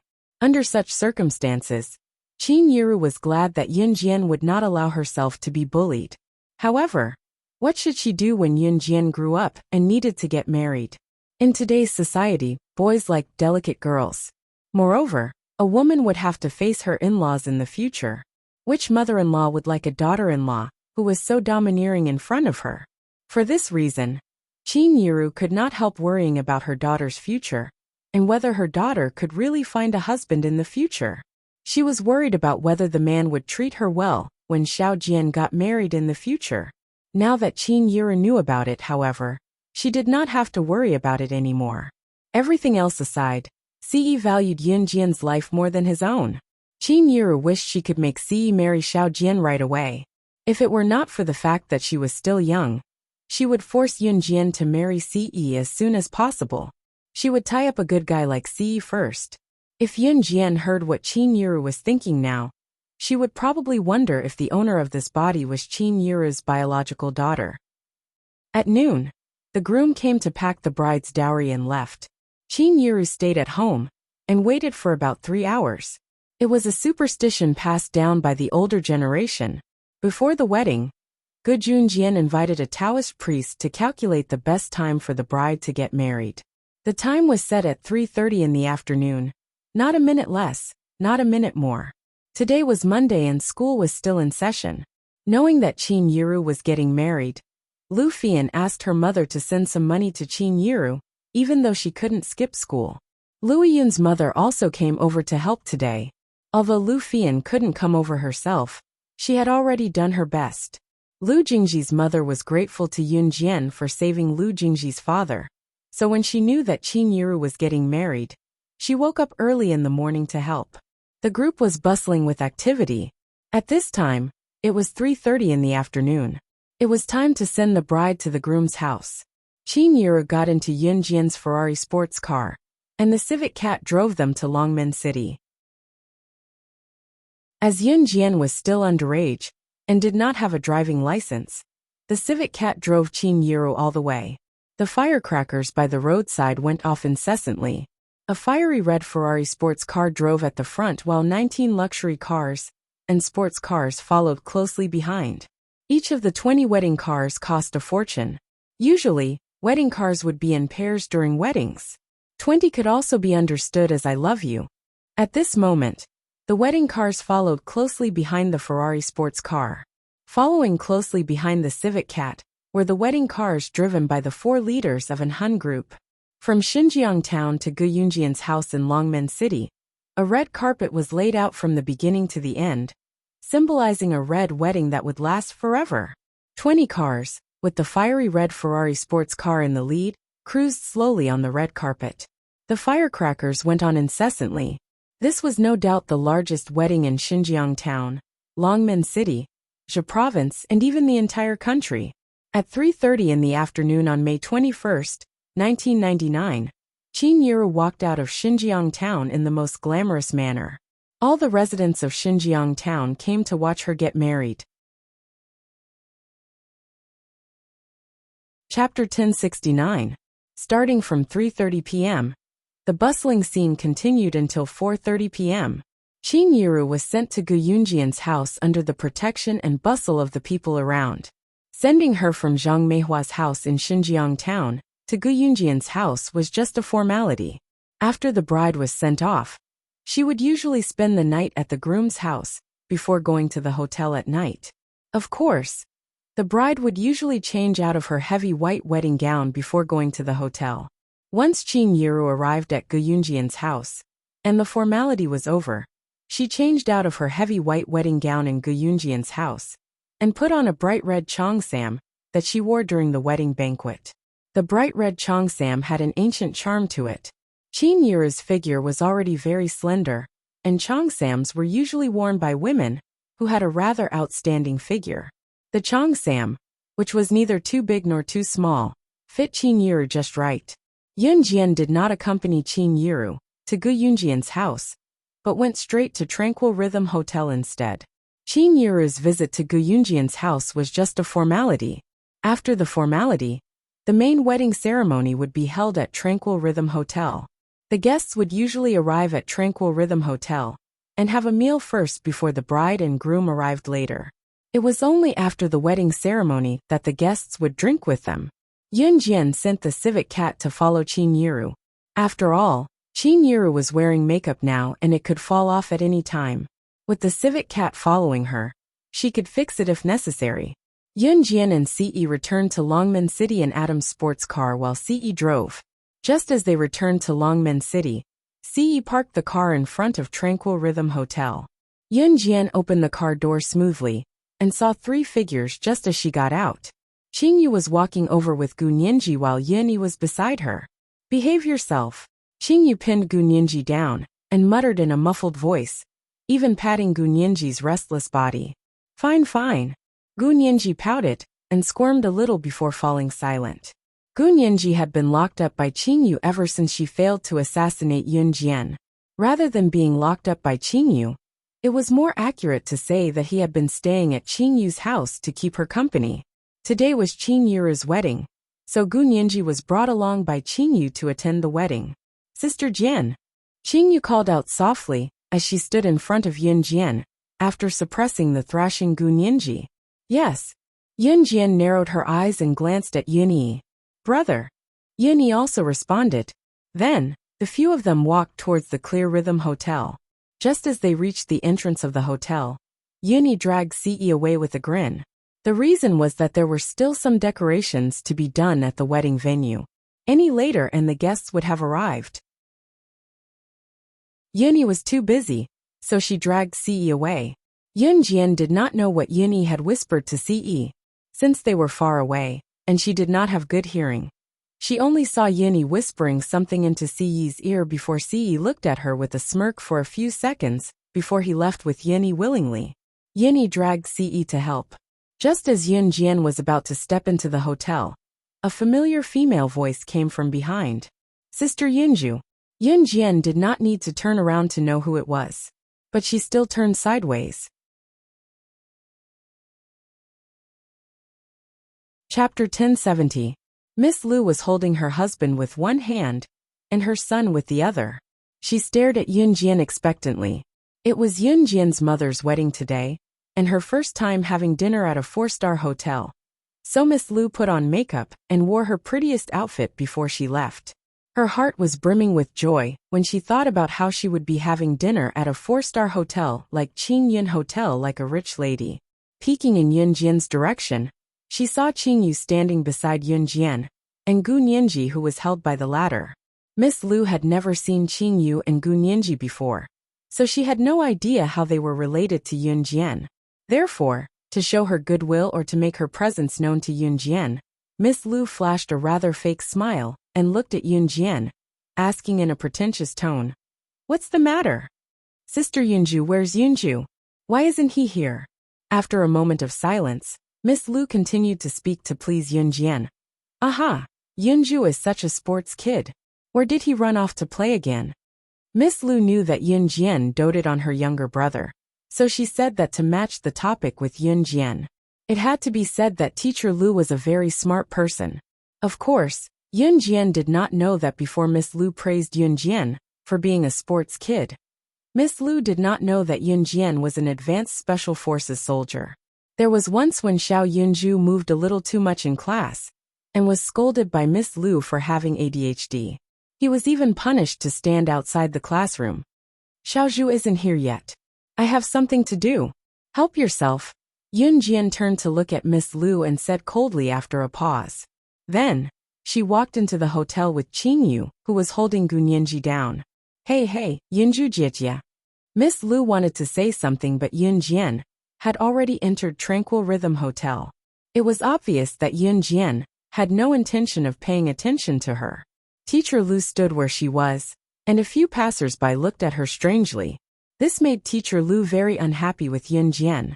Even after watching Yun Jian walk into Qingyan Hotel, Teacher Lu still stood on the spot and discontentedly ridiculed. Tisk, isn't he just an advanced special forces soldier? Wasn't it just because he was slightly valued by the military and had some fame now? Do you think you know some big shot? If you have the guts, go and get acquainted with some big shot. Youngsters nowadays are getting more and more arrogant. It was because Yun Jian had already walked into Tranquil Rhythm Hotel and disappeared from their sight that Miss Lu spoke in a menacing tone. Honey, don't be angry. Why are you fighting over that kind of person? Your health is more important. Teacher Lu's husband comforted Teacher Lu softly. Teacher Lu's husband was the typical kind of weak and incompetent person. He hadn't found a proper job and relied on the school's meager salary to get by.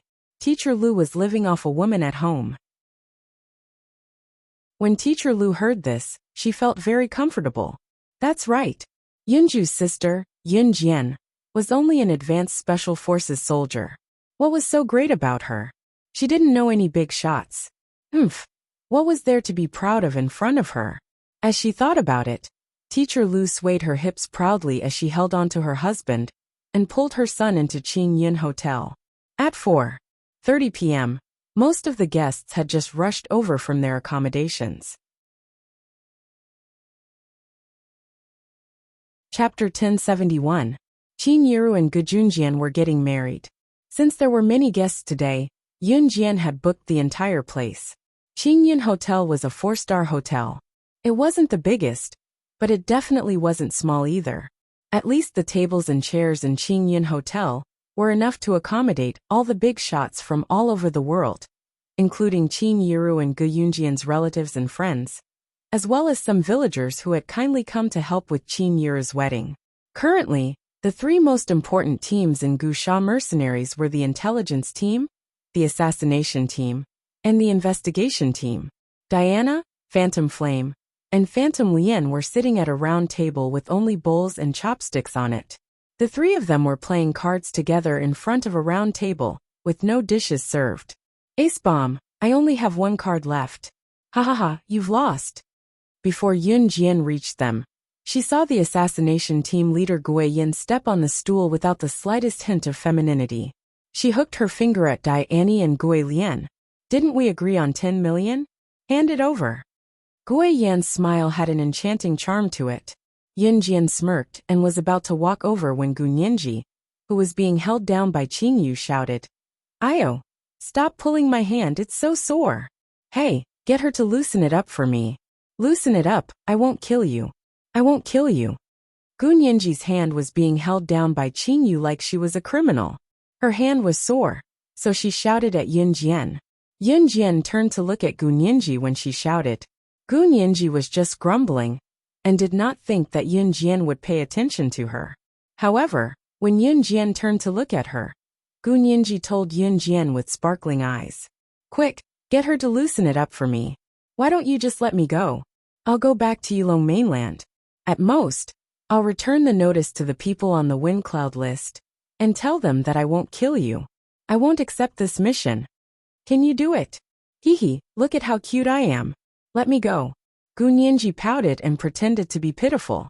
If people who didn't know the situation saw Gu Nianji like this, they might think she was innocent. Let you go? Yin Jian narrowed her eyes and smiled slightly. Under Gu Nianji's expectant gaze, she walked over and gently patted her little face. Yes, yes, yes. Gu Nianji nodded her head up and down like a little rattle drum. Let you go? That's impossible, my cute little captive. Yin Jian said with a smile as she gently pinched Gu Nianji's tender cheeks. Not long after he finished speaking, a group of people walked in through the door. Teacher Lu, who had been ignored by Yin Jian, was also with this group of people. Teacher Lu was holding her husband's arm and holding her son's hand. Because Yin Jian had ignored her earlier, Teacher Lu felt that she was a teacher after all. Gu Nianji was just a little kid. What was there to be proud of? Therefore, Teacher Lu walked over directly and didn't intend to bother with Yin Jian. Haha, let's see who's more arrogant. Teacher Lu mixed in with this group of people, but Teacher Lu did not recognize them at all. This group of people was Qin Yiru's fellow villagers, who had come from Xinjiang town to attend the wedding. When they saw Yin Jian, they immediately came over to greet her. Daughter of Yiru's family, you're already here. Haha. Someone came over to greet her. Teacher Lu was disdainful when she saw others trying to curry favor with Yin Jian. On the contrary, Teacher Lu felt that she was much nobler than Yin Jian. She was a teacher of the people. Just as she thought that, she heard another person say to Yin Jian, "Isn't that so? Yiru's daughter is the director of New Cruise. Of course, she has to come over to preside over the situation." Haha. Chapter 1072. If New Cruise was not as grand as it was now a few months ago, it was now the trend in Country Z's automobile industry. In 1999, cars had gradually replaced people's walking and motorcycles. Some families who were becoming well off had even started buying cars. Of course, there were not many who could afford cars in Longmen City. In spite of it, New Cruise's name had spread far and wide. Miss Lu did not know about New Cruise. It was impossible for her not to know about the company. A huge company like New Cruise had become a presence that Miss Lu was fearful of. Therefore, when she heard that Yin Jian was New Cruise's director, Miss Lu let go of her husband and son's hands almost instinctively and jogged toward Yin Jian. After a pause, Miss Lu looked at Yin Jian and stared at Yin Jian in disbelief. "You're New Cruise's director?" Miss Lu used every ounce of energy she had to ask the question that seemed absurd to her, but was nonetheless astounding. Yun Zhu's elder sister, Yun Jian, was not only an advanced special forces soldier, but also New Cruise's director? Her identity as New Cruise's director alone was enough to strike fear into Miss Lu's heart. If Yun Jian really wanted to make a fuss, she could just crook her finger at Miss Lu's school principal, and the latter would probably expel her. In the real world, the winner was king while the loser was a bandit. It was an unchanging law. Therefore, when Miss Lu learned that Yun Jian was New Cruise's director, she changed her attitude toward Yun Jian right away. This, Sister Yunju, I didn't expect you to be so capable, Miss Lu said with a fake smile. Yun Jian had already seen through it. She had planned to ignore Miss Lu at the hotel entrance, and when she saw her just now, Miss Lu had pretended to be arrogant to ignore her and give her a hard time. However, when she heard that Yun Jian was New Cruise's director, Miss Lu was stunned and rushed up to Yun Jian to express her goodwill. To be honest, Yun Jian disliked people like Miss Lu very much. However, before Yun Jian could speak to Teacher Lu, another mocking voice was heard. However, this mocking voice was even more ear-piercing than Teacher Lu's. Haha, could this be the legendary grand wedding? This was a female voice that was even more boastful and arrogant than Teacher Lu's. Or rather, compared to Teacher Lu, this female voice was even more luxurious. It was the kind of noble aura that could only be felt from a real lady. Yun Jian didn't need to turn around to know that the voice belonged to Gu Xian's biological mother, Hua Yun. Gu Xian had already returned to China. He was still at Gu Yunjian's house and planned to come over with his bride Qin Yiru. Ever since Hua Yin divorced Gu Junjian and got together with Hu Chaochuan, she had been dressing up like a rich lady every day. She was very arrogant. All of this was because Hu Chaochuan had an uncle who was an international big shot. At this moment, Hua Yin was strangely similar to Miss Lu. She was holding her husband, Hu Chaochuan, with one hand and her son, Hu Qixiang, with the other as they walked over. However, compared to Miss Lu, who was a fake rich lady, Hua Yun's every move was more like a real rich lady's. Just as she reached Yun Jian, Hua Yun spoke to Yun Jian impatiently. Tsk. It's just a 4-star hotel wedding, and you've already fallen to such a state. Hua Yun had just finished speaking when she turned to look at Hu Chaochuan in a boastful manner. Chapter 1073. Hua Yun's last line was purely to show off in front of Yun Jian and everyone else. To Hua Yun, showing off in front of Yun Jian was no longer enough to satisfy her competitive spirit. Hua Yun might look like a rich lady on the surface, but she was actually speaking in such a tone and manner. Today, he even asked Hu Chaochuan to invite Hu Chaochuan's uncle, who was a big shot in the international arena, over. Other than showing off to Gu Junjian, Qin Yiru, and Yun Jian, Hua Yun liked to boast in front of others as well. Who did not like to show off their abilities in front of others? Some people would even try their best to show off their abilities, even if they did not have any. Hua Yun was such a person. Other than wanting to show off in front of Yun Jian, more importantly, she was surrounded by so many people who were dressed like beggars. In particular, there were a few people who looked like farmers. They were wearing military rubber shoes that they used to work in the fields. The military rubber shoes were stained with mud after they had just worked in the fields. Hua Yun saw it. She did not say it out loud, but she was showing off in another way. She flaunted her wedding to show off in front of everyone. You poor peasants are still working dirty, but what about me? She was a rich lady who was at the pinnacle of the international scene, a phenomenon from a completely different world from them. Therefore, when Hua Yun spoke, she lifted her head smugly and looked at Yun Jian provocatively. Yun Jian did not say anything, but a glint flashed across her eyes. Pfft! Qin Yu, who stood beside Yun Jian, could not help bursting into laughter when she heard Hua Yun's boastful way of bragging. When Hua Yun said that, even the arms tycoons who have dealings with the kosher mercenaries and an Hun group came to our wedding, Qin Yu forced herself not to laugh out loud. What a joke! Did this rich lady not know that Sister Jian was the boss of the kosher mercenaries? Qin Yu's laughter caught the attention of those present. When Qin Yu was done laughing, the corners of her lips twitched, but she did not say anything. What are you laughing at? This was the truth. Not to mention that arms dealer, there were a lot of international bigwigs who came as well. Hu Chaochuan felt embarrassed when he saw Qin Yu's mocking chuckle, so he added smugly, "What's an international hotel? What was an arms tycoon? This is the chairman of New Cruise." Some of the villagers in Xinjiang town did not understand what Hua Yun and Hu Chaochuan were saying, so they all sided with Yun Jian and spoke for Yun Jian. He even bragged to Hua Yun and Hu Chaochuan that Yun Jian was the director of New Cruise. If the fact that Yun Jian was the director of New Cruise had scared teacher Lu out of her wits, New Cruise was already the symbol of Zhe province, and even the entire country. But it was nothing to Hu Chaochuan. Even if Hu Chaochuan was not doing well in the international arena, it was still a piece of cake for him to compete with New Cruise. What New Cruise? What the heck? How can this be compared to my husband's company? You bunch of country bumpkins, don't you know what international means? Ha ha ha. International, it means the whole world. My husband's company is famous all over the world. Hua Yun hooked her arm around Hu Chaochuan's and declared fiercely, "Wow, you guys are amazing." Teacher Lu was a knowledgeable teacher, so of course, she knew what Hua Yun meant.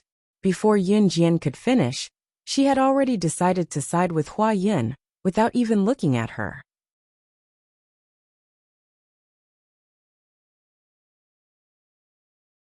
Chapter 1074. Miss Lu was already disgusted by Yun Jian's indifference toward her. She did not plan to be rude to Yun Jian, but after learning that Yun Jian was New Cruise's director, she had to be rude to Yun Jian again. In spite of it, Miss Lu switched sides when she found out that Hua Yun and Hu Chaochuan were much more capable than Yun Jian. You guys are amazing. It's an international company. Oh my god.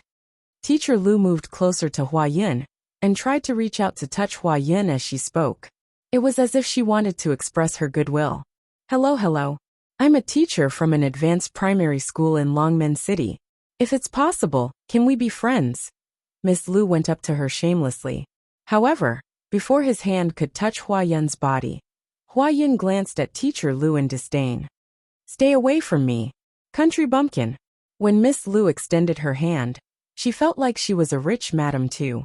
She had a feeling that she would become an enviable rich madam as well once she befriended Hua Yun. However, he was stopped by Hua Yun's disdainful voice just as he was about to do so.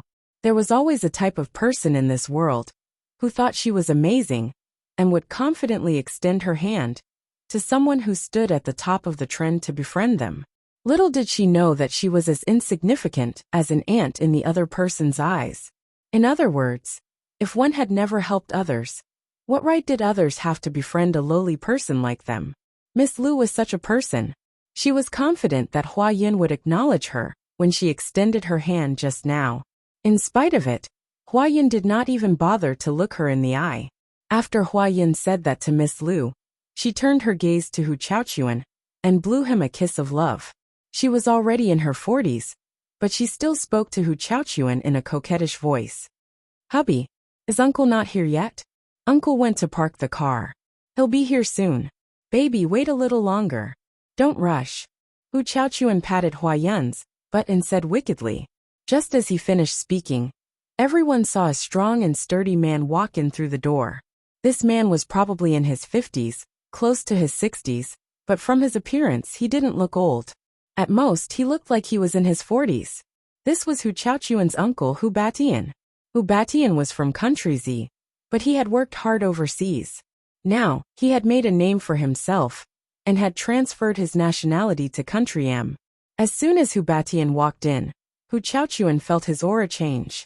Although his uncle's company wasn't one of the top 10 international corporations, it could still be considered in the top 20 of international corporations. It was a pity that the global multinational companies only ranked in the top 10. Even so, his uncle Hu Batian was still a very outstanding big shot in the world. Uncle. When Hu Chaochuan saw Hu Batian, he called out confidently. Then, he turned his head and looked at Yun Jian as if she was an ant. He spoke to Yun Jian contemptuously and introduced her to everyone. This is my uncle. My uncle's company is one of the top 20 international corporations in the world. My uncle's company is ranked within the top 20 in the world. Do you understand? Hu Chaochuan was afraid that some of the people present wouldn't understand, so he even emphasized his introduction. That smug look on his face was as if he was afraid that others wouldn't know of his uncle's greatness. Only then did Hu Batian stand there arrogantly. Just as he stood there, he suddenly caught a glimpse of three figures not far away. Hu Batian's confidence and arrogance disappeared in an instant. Under Hu Chaochuan, Hua Yun, and everyone else's suspicious gaze, Hu Batian walked toward Diani and the other two who were playing cards. Yun Jian raised her eyebrows and curled her lips slightly. However, Hu Batian was already standing in front of Diani and the other two. He looked at Diani and the other two, his eyes filled with disbelief as he stared at Diani and the other two who were playing cards to kill time. Uncle, what's wrong with you? Hua Yun pinched Hu Chaochuan. Hu Chaochuan understood and immediately asked Hu Batian with a smile. As soon as the question was asked, their respected uncle, the uncle that they were proud of, Hu Batian, bowed respectfully toward Diani and the other two. Chapter 1075. When Hu Batian walked over, Diani and the other two were still playing cards. They were having a great time. Boom boom boom. I've finally won this round. Ha ha ha, give it to me. Diani knocked on the table and extended her hand to Gui Yen and Gui Lian cheerfully. Oh no, you took back the 10 million I just won. I don't accept this. Gui Yen said carelessly. With that, Gui Yen winked with a smile. She then turned to Gui Lian and said proudly, but at least I didn't lose anything. I won 10 million from you just now, haha. The three of them were having a great time playing cards, but they blatantly ignored Hu Batian. It was not as simple as ignoring them. Hu Batian even walked up to them and bowed respectfully, speaking to them in a respectful tone. However, Diane and the other two did not even bother to look at Hu Batian. Hu Batian was like a lump of air. He was blatantly ignored. Not far away, the crowd felt their hearts clench, especially those who were shocked by Hu Chaochuan's bragging about his uncle Hu Batian's aura. Hu Chaochuan said that his uncle Hu Batian's company was among the top 20 in the world. What kind of concept was that? If New Cruise was already one of the top companies in Jia province, and had a global presence, then Hu Batian's company was an internationally renowned existence. The two of them could not be compared at all. Meanwhile, someone like Hu Batian was not someone the crowd could meet even if they wanted to. Therefore, when Hu Batian, who everyone thought to be extremely powerful to the point where he was unrivaled, actually waved his hand respectfully in front of Diane and the other two, he did not receive any response from the three of them at all. Everyone present was stunned and terrified. A big shot like Hu Batian should have people passing him cigarettes wherever he went. However, in front of Diane and the other two, not only did they ignore Hu Batian, they even blatantly ignored him. Could it be that the three of them were even more powerful than Hu Batian? The crowd could not figure it out. Ms. Lu's family and the villagers from Xinjiang town might not know what the kosher mercenaries were. However, Hua Yun and Hu Chaochuan knew very well what kind of status the kosher mercenaries had in the world. Therefore, when they heard their uncle Hu Batian's words, Hua Yun and Hu Chaochuan were so shocked that their faces turned pale. Why were the kosher mercenaries here? Uncle, why is the boss of the kosher mercenaries here? Hu Chaochuan's expression was terrible. He leaned closer to Hu Batian and asked softly. However, before Hu Chaochuan could finish his question, Hu Batian shot him a glare, indicating for him to keep his mouth shut. Then Hu Batian took a step closer to Diane and the others. Hu Batian's signature smile appeared once more as he took a step closer to Diana and the others. Then he respectfully asked, "What brings the three of you to a small place like this today?" This respectful greeting still did not receive a response. Diane and the other two continued to play cards when they were needed. When the crowd saw this from afar, they had a feeling that the three of them had a powerful background. Chapter 1076. As soon as Yun Jian finished speaking, everyone present widened their eyes and looked at her. Especially Hua Yun, Hu Chaochuan, and Hu Batian. The three of them knew the identities of Diana and the other two. They were the three team leaders of the kosher mercenaries executive team. To put it bluntly, the three teams under Diana and the other two were the symbol of the kosher mercenaries. Although Snake, Lizard and Tiger, Leopard had a higher status than Diana and the other two in the international arena, that was not the case. In fact, Diana and the other two were only less famous than Snake, Lizard and Tiger. Leopard. In terms of the forces they controlled, they each had their own merits. Of course, Diana and the other two were also part of the upper echelon of the kosher mercenaries. Other than Hua Yun, Hu Chaochuan, and Hu Batian, the others might not have even heard of the kosher mercenaries. However, from Hu Batian's reaction, they could tell that Diana and the other two were not simple people. And now Diana and the other two, whom they all thought were not simple people, were actually being ordered around by Yun Jian? No, more accurately, it should be Yun Jian ordering Diana and the other two? Are you crazy? Do you know who they are? How dare you speak to them like that? If you want to die, don't drag us down with you. Hua Yun was so frightened that she almost knelt on the ground. Yun Jian actually dared to order Diana and the other two? They were the three team leaders of the kosher mercenaries executive team. Although she did not know why these three super important people were here, Hua Yun was terrified. In spite of it, Hua Yun was scared out of her wits, because she was afraid that Yun Jian would infuriate the three important figures by speaking to them in such a tone. If that happened, it would be Yun Jian who caused everyone here to die. This was the fate of those who angered the kosher mercenaries. Hua Yun lowered her voice so that Diana and the other two could not hear her, and spoke to Yun Jian in a low voice. After Yun Jian finished speaking, Hu Chaochuan also spoke in a threatening tone to Yun Jian. "You better watch your tone. How dare you speak to the kosher mercenaries in such a tone, you?"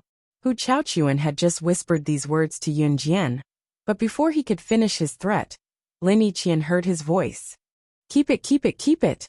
Which one of you started this? How dare you play cards so leisurely in this place? Sister Jian has spoken. What are you waiting for? Before Hu Chaochuan could finish his sentence, Diana threw her half-finished cards on the table and snatched the cards from Ghost Flame and Ghost Flame's hands, speaking as she continued to play. I wasn't the one who started it. It definitely wasn't me. Gui Yin and Gui Lian spoke at the same time. As soon as they finished speaking, they looked at each other and stood up with a whoosh. They rushed towards where they needed help. It was as if they were trying to atone for their mistake. Hu Chaochuan was about to point out Yun Jian when he was halfway through his sentence. When everyone saw this shocking scene, they were all dumbfounded. Diana stood up as well and turned to Yun Jian with a smile. Sister Jiana, I'll go too. As soon as he finished speaking, Diana also chased after Gui Yin and Gui Lian to help. It was as if she was afraid of being scolded by Yun Jian again. Everyone was dumbfounded. Yun Jian merely raised a brow. The trio did not even bother with Hu Batian, the director of one of the top 20 multinational companies in the world. They did not even bother to look them in the eye. Why were they so afraid of Yun Jian though? Everyone frowned in confusion, not knowing what to do. Chapter 1077. It was only when Diane and her friends disappeared from their sight that the crowd snapped back to reality. Miss Lu held her son with one hand and her husband with the other. Judging from her expression, she was still at a loss. What was kosher mercenaries? Miss Lu and the rest of them were clueless about the situation. In spite of it, it was not hard to tell from the trio's reaction that the kosher mercenaries were an impressive existence. Miss Lu might be able to understand the meaning of mercenary group. However, the people standing around were farmers from Xinjiang town. Some of them had not even gone to school. How would they know the meaning of mercenary group? While everyone was still wondering why Diane and her friends had addressed Yun Jian as Sister Jian, the trio's faces had turned pale. Hu Batian and his friends were pale with fright. You know them? They were so obedient to her just now. Hua Yun's eyes widened in fear as she watched the scene before her. She was shaking from the shock. Who? Yun Jian turned away nonchalantly with a smile, asking despite knowing the answer. They them. The 3 team leaders of the kosher mercenaries executive department. Hua Yun's heart nearly leaped out of her chest. Yun Jian chuckled softly and ignored Hua Yun and her friends as she walked into Tranquil Rhythm Hotel. Seeing this, Hua Yun could not help but gulp down a mouthful of air. Hubby, what should we do? She can't really. Hua Yun was afraid. Yun Jian actually knew the kosher mercenaries. Even if Yun Jian had ordered the kosher mercenaries around like what she did just now, Hua Yun did not think that Yun Jian was someone impressive. How could Yun Jian be someone impressive at her age? Panic. What's there to be afraid of? She's just a young girl. Can she go to heaven? Hu Chaochuan was scared as well, but he bellowed at his wife, Hua Yun, in a furious tone. Hu Chaochuan had come to the banquet today with his uncle, Hu Batian, with the intention of bringing his uncle here to show off. Within the top 20 international companies, with such achievements, not to mention being at the level of a super big boss in the world, even in Z country, people would fight to get close to such an existence. Coming to Zhe province's Longmen city with Hubeixian's status, he could be considered as someone who could do whatever he wanted. However, he did not expect that the 3 team leaders of the kosher mercenaries would appear out of nowhere.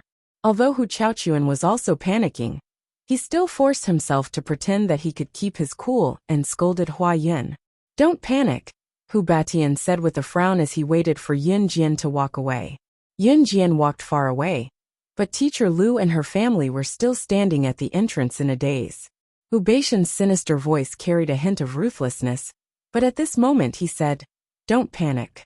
She's just a kid in her teens. As long as you have the money, you can easily invite the kosher mercenaries." Hu Beixian's words calmed Hua Yun and Hu Chaochuan's fear. If Yun Jian could really order Diane and the other 2 like she did just now, her position in the kosher mercenaries would definitely be higher than theirs. However, how old was she? How capable was she? Uncle, you mean? Wu Chaochuan raised his rat-like eyebrows. That's right. I'm guessing that the 3 team leaders of Wuxia Mercenaries' executive department were hired by her. Hu Batian analyzed logically. He was silent for 2 seconds as he spoke before continuing. Chapter 1078. Here, Hu Batian's words were like an imperial edict. Especially to Hu Chaochuan. It was all thanks to his uncle Hu Batian's nurturing that Hu Chaochuan was able to achieve his current status. Therefore, to Hu Chaochuan, whatever Hu Batian analyzed must be correct. He did not even have the slightest suspicion. To put it nicely, Hu Chaochuan trusted his uncle, Hu Batian, quite a lot. However, to put it crudely, Hu Chaochuan was brainless. He believed everything his uncle Hu Batian said without the slightest doubt. Uncle, that must be it. I was wondering why the leaders of the 3 executive departments of Wuxia Mercenaries would listen to that kid so much. So this is the reason. Hu Chaochuan nodded confidently. Wuxia Mercenaries was a mercenary group. Mercenaries meant that if you paid them to do something, they would accept the mission, be it murder, investigation, counter-investigation, or assassination, as long as the amount was met. When they found out that Yun Jian was the director of a rather reputable company in Longmen City called New Cruise or something, Hu Chaochuan and Hu Batian were both stunned. Knowing this, Hu Chaochuan and Hu Batian both thought in unison. Yun Jian must be something to be able to run New Cruise at such a young age. Of course, owning New Cruise meant that Yun Jian's income must be substantial as well. With a substantial income, it was not difficult for her to pay to invite the 3 executive department leaders of Wuxia Mercenaries to suppress the crowd during Qin Yuru's wedding today. Of course, if Yun Jian really did spend the money to invite the 3 of them, Hu Batian would know the identities of the 3 executive department leaders of Wuxia Mercenaries. They could put on this show with Yun Jian. However, they would not help her with more tasks or other trivial matters. This was the Wuxia Mercenaries' rule. That was why Hu Batian said, as long as we don't provoke them directly, everything will be fine. As long as they didn't directly provoke the Wuxia Mercenaries' 3 executive team leaders. Even if they beat and scolded Yun Jian, the Wuxia Mercenaries' 3 executive team leaders wouldn't do anything. Uncle, I got it. Hu Chaochuan said to Hu Batian as he held his wife's hand. All right, let's go in then. Hu Batian naturally assumed that the appearance of the 3 executive department leaders of the Wuxia Mercenaries was the reason. So, he led Hua Yun and Hu Chaochuan into the hall. Inside the Clear Rhythm Hotel, the guests were gradually entering through the main entrance. Of course, those who came were Qin Yuru or Gu Yunjian's relatives and friends. As for the international bigwigs that Yun Jian had invited, they had yet to appear. Yun Jian kept an eye on Dai Annie and her friends throughout the process as they helped Yun Yi. It had been a long time since Diane and the other 2 had done such hard work. They had to set up the wedding ribbons in the middle of the wedding ceremony, as well as place the wedding candies that the guests would take away after they finished their dinner on the seats. Dai Annie and her friends might be good at other things, but they had never done this kind of work in their entire lives. Sister Jian, you're making the 3 of us fly all the way here to do this? Dai Annie picked up a wedding ribbon and looked at Yun Jian, who was not far away helplessly. Cut the crap and do more work. You guys can have dinner earlier. Yun Jian crossed her arms in front of her chest with a grin. It was then that a group of well-dressed people came through the door. Judging from their aura, it was completely different from Qin Yuru and Gu Yunjian's relatives and friends. The entrance of these people felt like they had walked into an international upper-class banquet.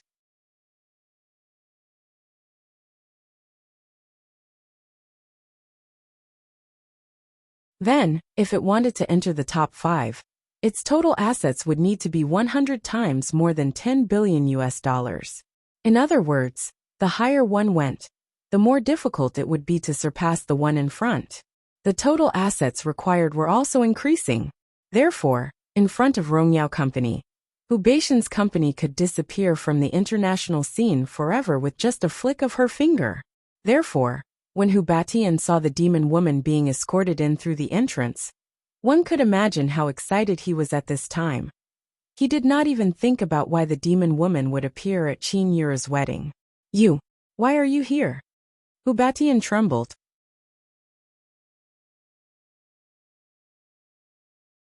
Chapter 1080.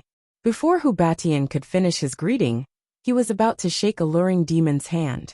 It was then that a handsome man dashed through the entrance of Tranquil Rhythm Hotel. The man pushed aside the people around him and slapped away Hu Batian's hand that was about to shake alluring demon's hand. Don't touch my alluring demon, old man. Mare's handsome face appeared before everyone's eyes.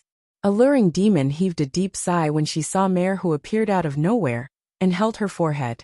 Why was this man still haunting her? He had chased her all the way from Country M to Country Z's Longmen City. Was he done yet? When she was at Rongyao Company, Mare had been coming to her Rongyao Company all day long. Alluring demon felt a terrible headache coming on. Hu Batian's hand was slapped away by an unfamiliar man as he was about to shake the demoness hand. His eyes flashed with malice as he raised his head and met Mare's gaze. You. Hu Batian was still wondering who it was that dared to slap his hand away when he saw Mare's handsome face clearly. Mare. Hagi Company's CEO Mare. Hu Batian suppressed his heart that was about to jump out of his chest. He was so scared that he almost had dementia. Mare was Hagi Company's CEO. What kind of existence was Hagi Company? Due to its long history, Hagi Company seemed to be even better than Rongyao Company. Today, even Hagi Company's CEO was here? Moreover, looking closely at the group of bosses following Alluring Demon, each one of them was someone who was dozens of times more powerful than Hu Batian himself. There were at least a dozen of them here. Hu Chaochuan and Hua Yin, who followed behind, were confused. Uncle, what's wrong? Who are they? Hu Chaochuan asked. Uncle, could it be that these people are the reinforcements you've called? Hua Yin did not know where her confidence came from. She was overjoyed, thinking that these people were Hu Batian's reinforcements. As soon as Hu Chaochuan and Hua Yin finished their stupid words, Hu Batian resisted the urge to slap these two idiots to death. He roared at Hu Chaochuan and Hua Yin in a muffled tone. Shut up, you two! Teacher Lu, who was sitting at a table not far away, was dumbfounded. These people, all of them were wearing expensive clothes. At this moment, Teacher Lu suddenly saw Yun Jian walking over. Hu Batian and the other two were walking in the same direction as Yun Jian, so they didn't notice Yun Jian walking over.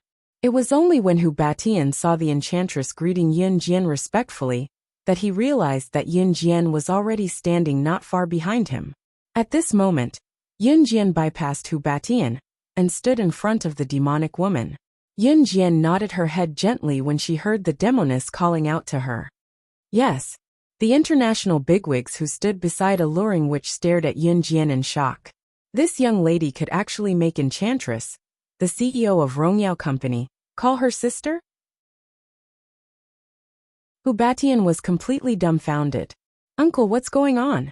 Hu Chaochuan and Hua Yin were getting more and more confused. At the same time, they had a bad feeling about this. Hu Batian was about to go crazy. If Yun Jian might have hired the 3 executive department leaders of Kosha mercenaries to back her up in the beginning, what was going on now? Enchantress was the real CEO of Rongyao Company. Why was she calling Yun Jian Sister Jian? Just as Hu Batian thought about it, a figure suddenly appeared in front of him. One of the bosses standing beside Enchantress suddenly pointed at one of the 4 slender silhouettes that walked in and exclaimed, Isn't that one of the 4 leaders of an Hun group, Shuang? Shuang frequented major events, so it was easy to recognize him. Just as the boss spoke, one of the bosses who held a relatively high position continued with a trembling voice under everyone's gaze. It's not just Shuang. No, not just Shuang. If I'm not wrong, the 4 of them are the 4 leaders of an Hun.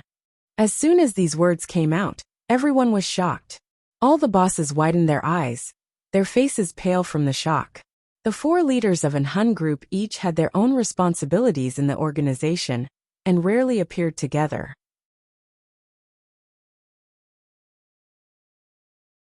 Chapter 1081. At this moment, the 4 figures had already walked in side by side from the main entrance. Adam's injuries had completely healed, and he no longer needed Lan Su's support. Lan Su had spent more time with Qin Yiru, so he was still by Qin Yiru's side to provide support, and had not arrived yet.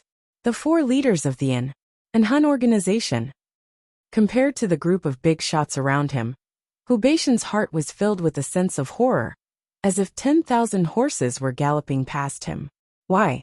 How could it be? The four leaders of the In Hun organization were all here to attend Qin Yiru's wedding? The In Hun organization was an existence that stood shoulder to shoulder with the Wuxia mercenaries. And the four leaders of the In Hun organization represented the entire In Hun organization. As for the legendary leader of the In Hun organization, he was even more mysterious. Just as Hu Batian was in a daze, Ce helped Yin Yi hang the last wedding ribbon with his height advantage. He then casually walked over with his hands in his pockets. With Ce's help, as well as Diani and the other two girls who Yun Jian had chased over to help, Yunyi was able to set up the wedding venue in no time. At this moment, Ce was already walking towards Yun Jian. His handsome face slowly appeared in front of all the bosses.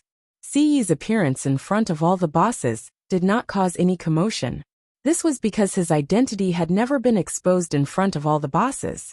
Yun Jian and Demonis were standing face to face. Hu Batian was standing half a meter behind Yun Jian. The group of bosses watched as the 185 tall handsome young man walked over from afar and stopped not far away from the crowd. Ce's aura was very strong. It was so strong that everyone present could not ignore him. Which family was this young man from? Even in the face of so many international bosses and global business elites, his aura was not inferior at all. However, just as everyone present was thinking this, they saw Ce walk over. He saw Hu Batian standing half a meter behind Yun Jian. He successfully blocked himself and walked directly behind Yun Jian. Ce frowned slightly. His furrowed brows indicated that he was in a very bad mood. The leader of the In Hun organization was unhappy. This was a sign. Shui Ying and the other three who walked in through the entrance felt their hearts clench when they met Ce's gaze. As expected, Ce frowned and walked straight towards them. However, when Hu Batian blocked him from approaching Yun Jian, he did something terrifying. He reached out his left hand and grabbed the collar of Hu Beixian's back. Hu Batian, who did not even notice, was rudely thrown to the side. This way, he was able to reach Yun Jian without any obstructions. Then, he reached out his right hand and stood on Yun Jian's left. He grabbed Yun Jian's slender waist and declared his sovereignty. The group of bosses was stunned. Hu Batian was someone with some status. How could this young man be so fierce? On the other hand, Hu Batian lost his balance after being thrown out and fell to the ground in a sorry state. Hu Chaochuan saw this and did not immediately help him up. When he saw the uncle he admired the most fall to the ground, he turned and shouted at Ce, "Who do you think you are? Do you know who my uncle is? How dare you treat my uncle like this? I will make your life a living hell." He did not even finish the word die.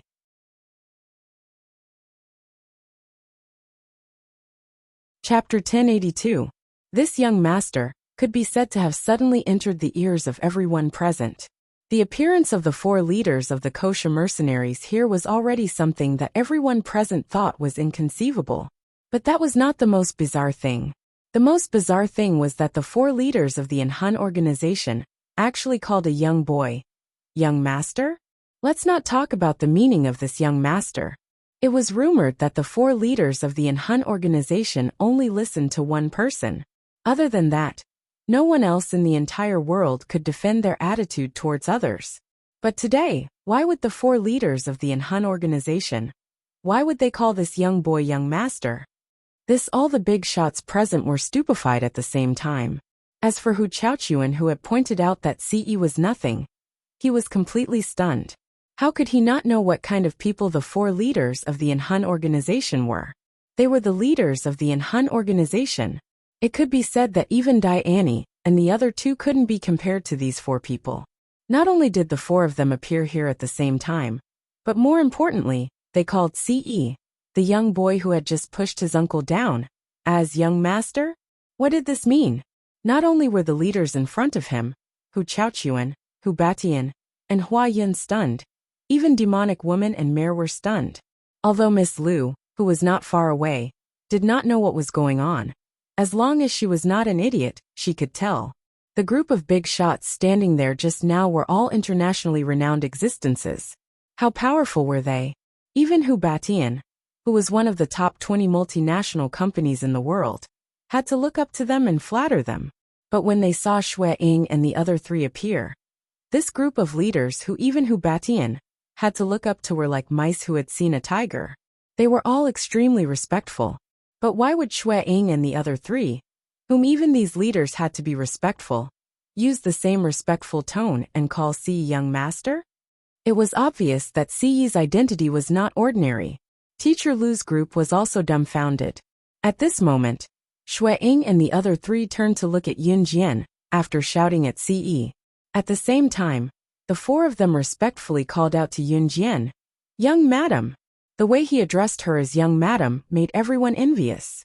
Whether it was Siyi's looks, height, or his loving eyes for Yun Jian, he was deeply attractive to every woman present. In particular, Xue Ying and the other three, who were not at a disadvantage in front of the international bigwigs, spoke to Siyi in such a respectful manner. This further proved that Siyi's identity was not to be trifled with. Therefore, the people present were even more envious of Yun Jian. However, they only saw Yun Jian gently nodding her head.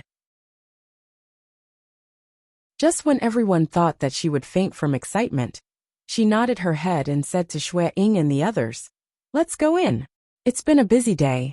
You've worked hard." A busy day? Could it be that Yun Jian had ordered the four leaders of the Enhan organization to work hard for a day? Oh my God! The faces of the bigwigs present changed instantly. Even their backs straightened. The bigwigs present naturally did not think that Siyi was the leader of the Enhan organization. After all, he was so young. It was not that they did not believe it, but they did not dare to believe it. They did not know why the four leaders of the Enhan organization called Siyi young master. But why would the four leaders of the Enhan organization willingly work for Yun Jian for a day?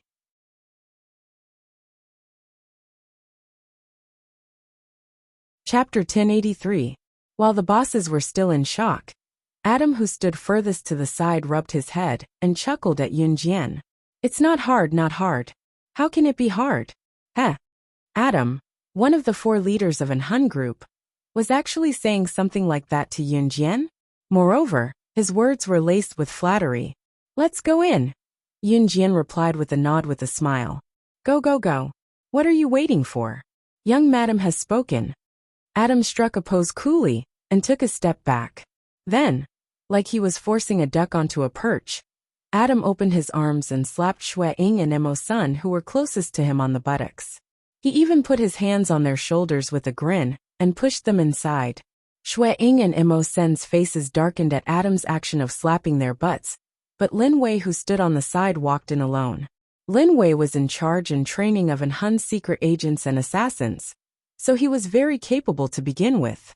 If he was not capable, he would not have been able to make Enhan's assassins and secret agents submit to him. Slaying God, the top secret agent in the international secret agent ranking back then, was trained by Lin Wei. From slaying God's weakness in the beginning to her effortless victory over Lin Wei in the end, she learned all of this from Lin Wei. Lin Wei was strong, but at the same time, he was also a very cold person. A man of few words was Lin Wei's personal mark. Although Adam was skillful, he was no match for Lin Wei, who was always accompanied by assassins and secret agents. Moreover, Lin Wei was an impartial person. Adam believed that if he were to slap Lin Wei's buttocks, he would definitely be caught and beaten up on the spot. Xue Ying and Emo Sun were slapped by Adam in public, but they did not do anything else. After Xue Ying, Emo Sun, and Emo Sun were led inside by Adam playfully, Alluring Demon shook off Mare, who had latched onto her wrist. It was only then that Alluring Demon went to Yun Jian and told Yun Jian, "Sister Jian, I'm going in too." With that said, the demoness got Yun Jian's tacit approval and entered the arena with her body swaying. The group of big shots behind him scrambled forward to flatter him. Although Mare smiled helplessly after being shaken off by the demoness, he still chased after her with his long legs. Hu Batian, who had been dragged away by Ce, had already been helped up by Hu Chaochuan and Hua Yin. Uncle, could it be that all these people today were hired by her? Not only was Hu Chaochuan short and fat, more importantly he was brainless. When he saw this group of people heading inside noisily, he immediately recalled the time when Diane and the other two had appeared. His uncle had said that Diane and the other two were most likely hired by Yun Jian to be her stunt performers. If that was the case, could it be that the group of people just now were all hired by Yun Jian? It was just to go through the motions. You idiot! Stop talking so much. Hu Batian was not stupid to have made it this far. He slapped Hu Chaochuan harshly and bellowed. It was just that Hu Chaochuan's words had reached Yun Jian and Siyi's ears. Hu Batian was not as dumb as Hu Chaochuan. If Diane and the other two, the three leaders of the kosher mercenaries, had appeared in the beginning, perhaps Yun Jian could have hired them with some money. Then, all these people who came later, no matter who they were people that Yun Jian could not hire even with money. Just as Hu Batian was thinking about it, he saw a man and a woman coming in from the entrance. The man was tall and muscular while the woman was slender and enchanting.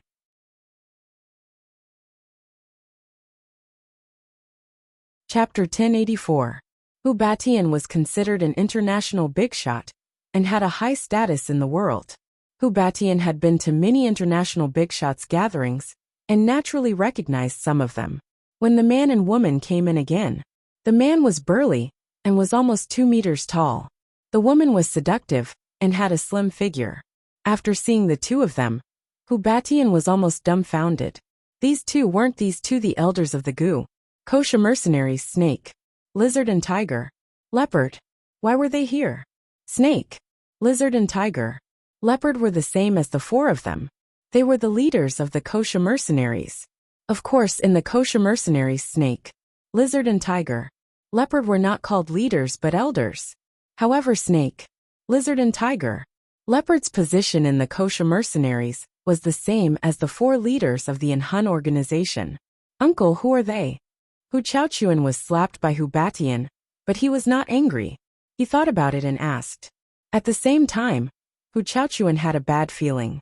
Hua Yun's heart became more and more complicated when she saw Hu Batian looking at the two people who came in with a frightened expression. Hua Yun wanted to bring her husband, Hu Chaochuan, to show off.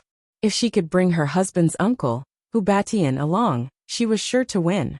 Ever since she found out that Qin Yuru was getting married to Gu Junjian, Hua Yun had been looking forward to this day. She was looking forward to the day she could bring her powerful and influential husband to show up and slap Qin Yuru in the face in terms of identity or status. She wanted to show Gu Junjian that she had found a man who was many times more powerful than him. What about you? Who do you think you are? But until this moment, Hua Yun realized how stupid it was for her to bring her husband and uncle here. Who could tell her why? Why was she Qin Yuru's daughter? Why was her ex-husband marrying the daughter of a poor woman from the countryside? How could she know so many international big shots? Any one of these big shots could crush her uncle, Hu Batian, whom she was proud of. Hua Yun's face was drained of color. Shut up. Hu Batian was close to tears from his dumb nephew. He slapped Hu Chaochuan again in an attempt to shut him up. After being slapped in the face, Hu Chaochuan shut his mouth. When Hu Chaochuan was slapped by Hu Batian, Hua Yun didn't react. Now Hua Yun finally reacted. Hua Yun pretended to rush to caress Hu Chaochuan's face. Hubby, are you okay? Oh my, it's all red. As soon as she finished speaking, Hua Yun caught a glimpse of her respected uncle, Hu Batian, running towards the Snake, Lizard and Tiger, Leopard like a pug. You, why are you two here? Hu Batian lowered his head and asked cautiously. When the surrounding people heard the sound, they all looked over and were extremely surprised at the same time. Hu Batian looked at Hu Batian's faces and looked at Hu Bluk's sister Jian. Both of them greeted respectfully when they stood in front of Yun Jian, just like the others before them. Go on in. Yun Jian nodded naturally. Snake, Lizard and Tiger, Leopard then went in without looking back. If the people present did not know the identity of this group of big shots, then they would know. Hu Batian would have the urge to kill himself right now. Of course he knew. It was not a big deal for one or two of these big shots to come. Why were these people, both of them addressing Yun Jian as Sister Jian? They were led by the kosher mercenaries. Snake, Lizard and Tiger, Leopard were elders of the kosher mercenaries. They would only be so respectful to the boss of the kosher mercenaries. Hu Beixian's eyes widened as a horrifying thought popped up in his mind.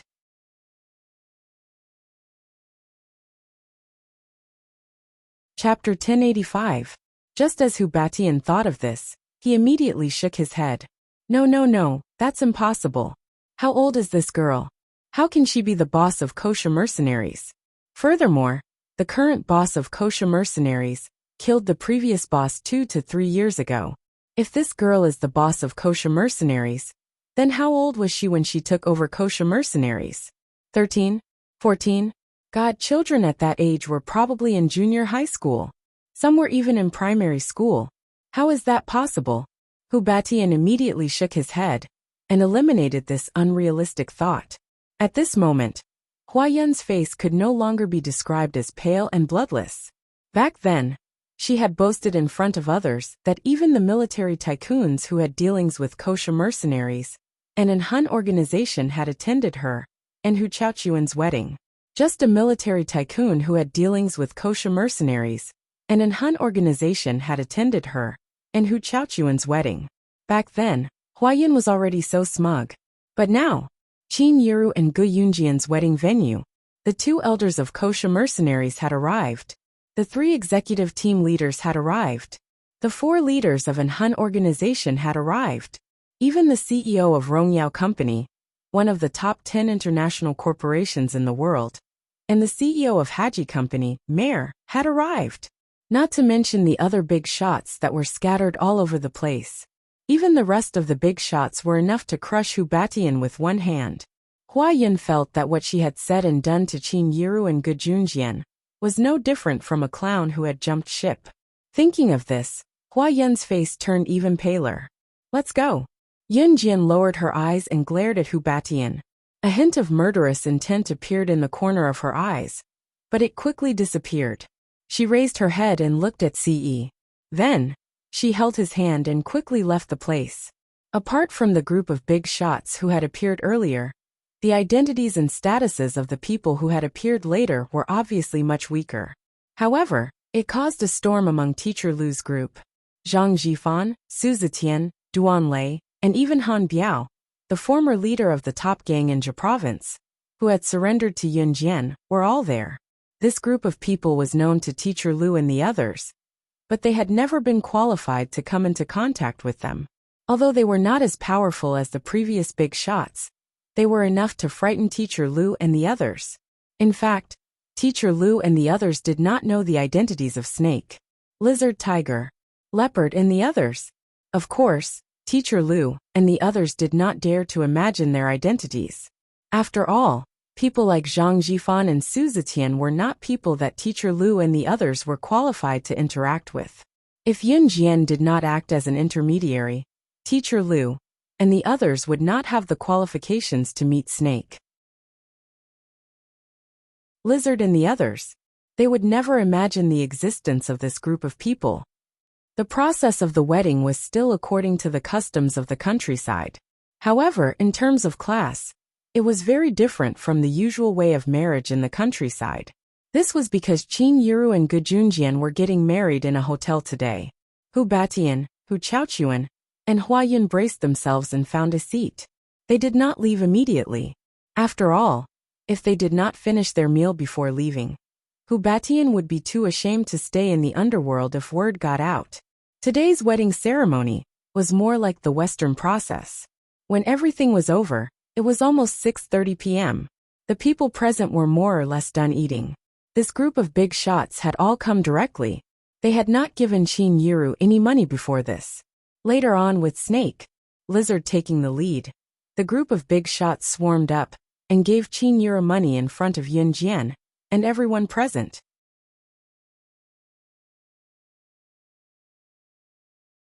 Chapter 1086. This red packet was very thin. So thin that it was as if there was no money in it. Adults usually gave red packets to others, starting from 1 or 200 yuan. Some even gave thousands. Of course, it varied from person to person. Rich people gave more, while poor people gave dozens of yuan. Just now, in front of everyone, Snake Lizard's group was being praised to the sky. Even Hu Batian, who was in the top 20 global multinational companies, was far from it. Everyone present was thinking about it. You're so rich, but the thickness of the red packet can't be seen? In other words, how much money could there be in this thin red packet that looked like it didn't contain any money? It couldn't be only 100 yuan, right? 100 yuan was considered quite a lot among the gifts that the commoners gave each other in 1999. But Snake Lizard's group was different. They were international big shots.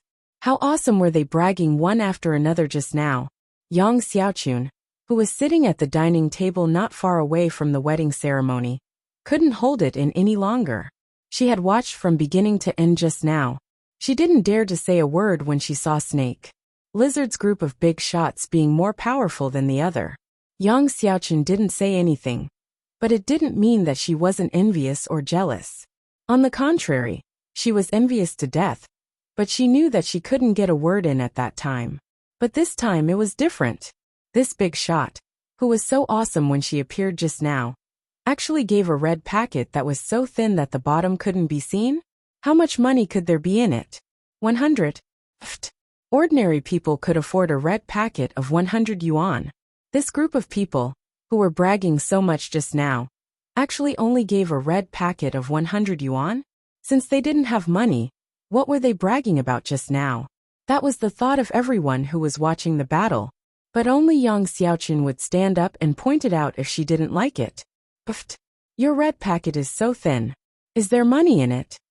Yang Xiaochun's words carried a strong taste of a village gossipy woman, and her words were quite unpleasant. Just as she finished speaking, Yang Xiaochun continued. Weren't you all quite awesome just now? Why are you so stingy when it comes to giving red packets? As soon as Yang Xiaochun finished speaking, the joyous atmosphere around them dropped a few degrees. Some people even pulled Yang Xiaochun's clothes to stop her from talking like that. But Yang Xiaochun ignored him. Yin Jian narrowed her eyes. She raised her eyebrows, but her eyes were filled with murderous intent.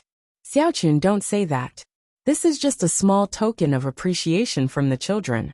I'll be too embarrassed to accept it if it's too much.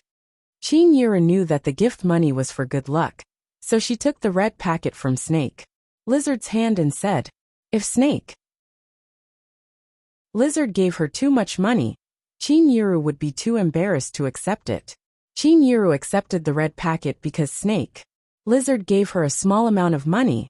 Then, the group of big shots gave Qin Yuru red packets one after another.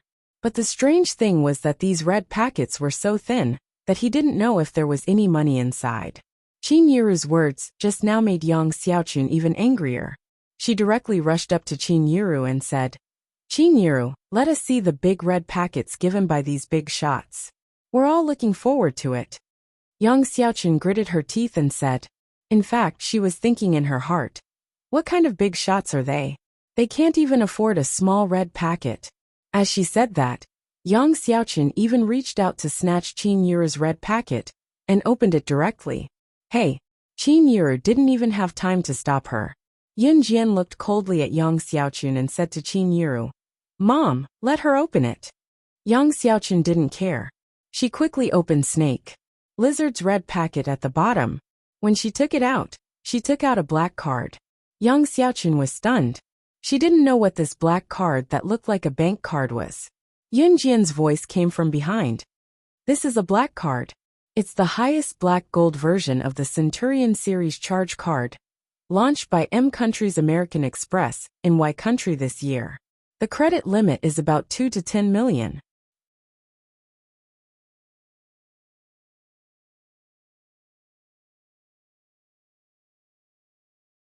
Chapter 1087. Snake Lizard's group came here today, so they naturally prepared the money. However, it was different from ordinary people's red packets, and then put a few hundred yuan in the red packet. When they made red packets, they usually put cards in them. Yang Xiaochun snatched the red packets from Qin Yura's hands and took out the black card from Snake Lizard's red packet at the bottom. She was still somewhat at a loss. First of all, Yang Xiaochun was just a rural woman, and her knowledge was not broad.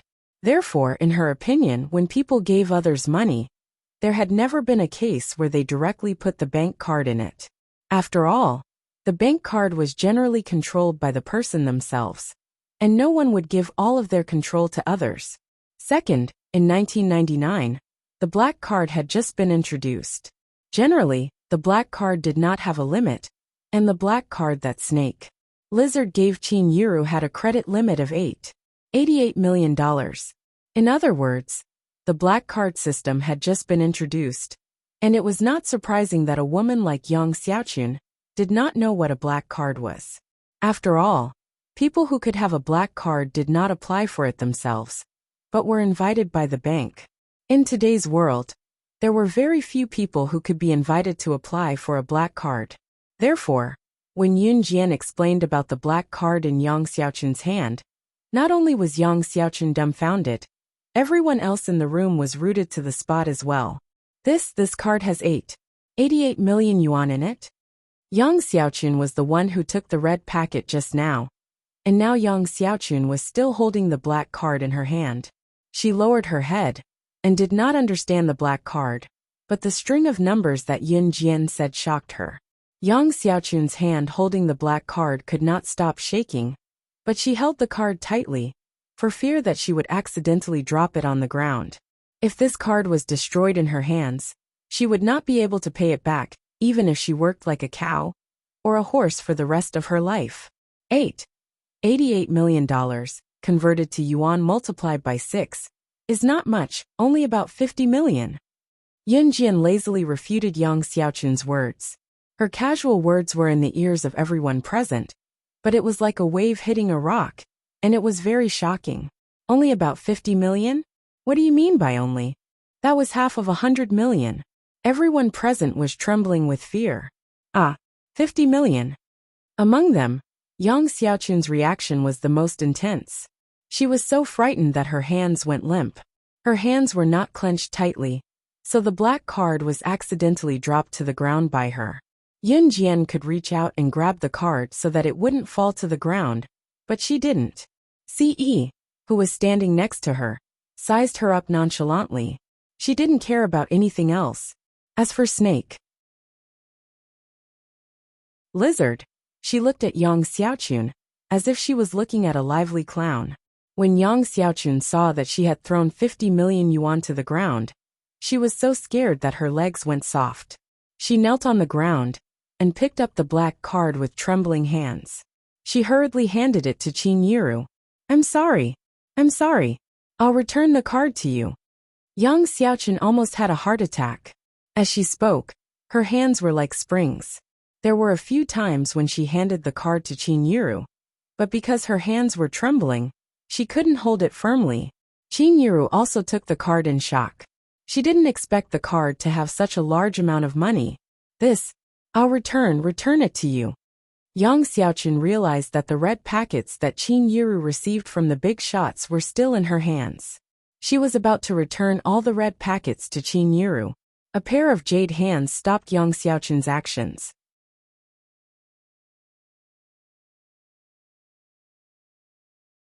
Chapter 1088. When Yun Jian said that, her voice was terrifyingly cold, and there was a frightening glint in her eyes that could strike fear into anyone. Yang Xiaochun's hands went limp. She almost spilled the red packets on the floor. However, Yang Xiaochun steadied herself in the end. I'll open them? Yang Xiaochun felt her hair stand on end from Yun Jian's words. Since you've taken them, you'll have to open them. Yun Jian sneered as she enticed Yang Xiaochun step by step. Yun Jian knew that if Qin Yiru were to open the red packet herself, and Qin Yiru knew how much money was in the card, her reaction would not be any less than Yang Xiaochun's. Therefore, Yun Jian might as well go all the way and let Yang Xiaochun help Qin Yiru open the red packet. No. This red packet belongs to Yiru. I'll open it. I can't accept this. Yang Xiaochun had been scared to death by the black card. She didn't dare to open the red envelope again. She didn't want to open a few more black cards. However, Yang Xiaochun did not know that the black cards were not owned by all the big shots present. In 1999, the black card system had just been introduced. Other than the top people who owned the black card, even some of the international big shots were not qualified to own it. Of course, even if these international big shots were qualified to own the black card, they would not give it away like Snake Lizard had done. After all, the black card represented a noble status. Those who were qualified to own it would not give it away. It was akin to giving away one's noble status to someone else. No one present would do that. Of course, other than Snake Lizard. To Snake Lizard or the kosher mercenaries, getting a black card was a piece of cake. However, this was not what attracted everyone's attention. Instead, it was Yang Xiaochun who said that she was too embarrassed to open Qin Yuru's red packet. If you're too embarrassed to open it, why did you open my mother's red packet just now? Yun Jian crossed her arms and looked at Yang Xiaochun coldly. Only then did Yang Xiaochun realize that she had snatched Qin Yuru's red packet and opened it. She froze on the spot. Xiao Jian, it's fine. I'll do it myself. Qin Yuru spoke up when she saw that the situation was getting more tense. After saying that, she reached out and took the red packet from Yang Xiaochun's hand. Then, she asked Yang Xiaochun to quickly return to his seat. After all, it was a wedding. What they wanted was peace.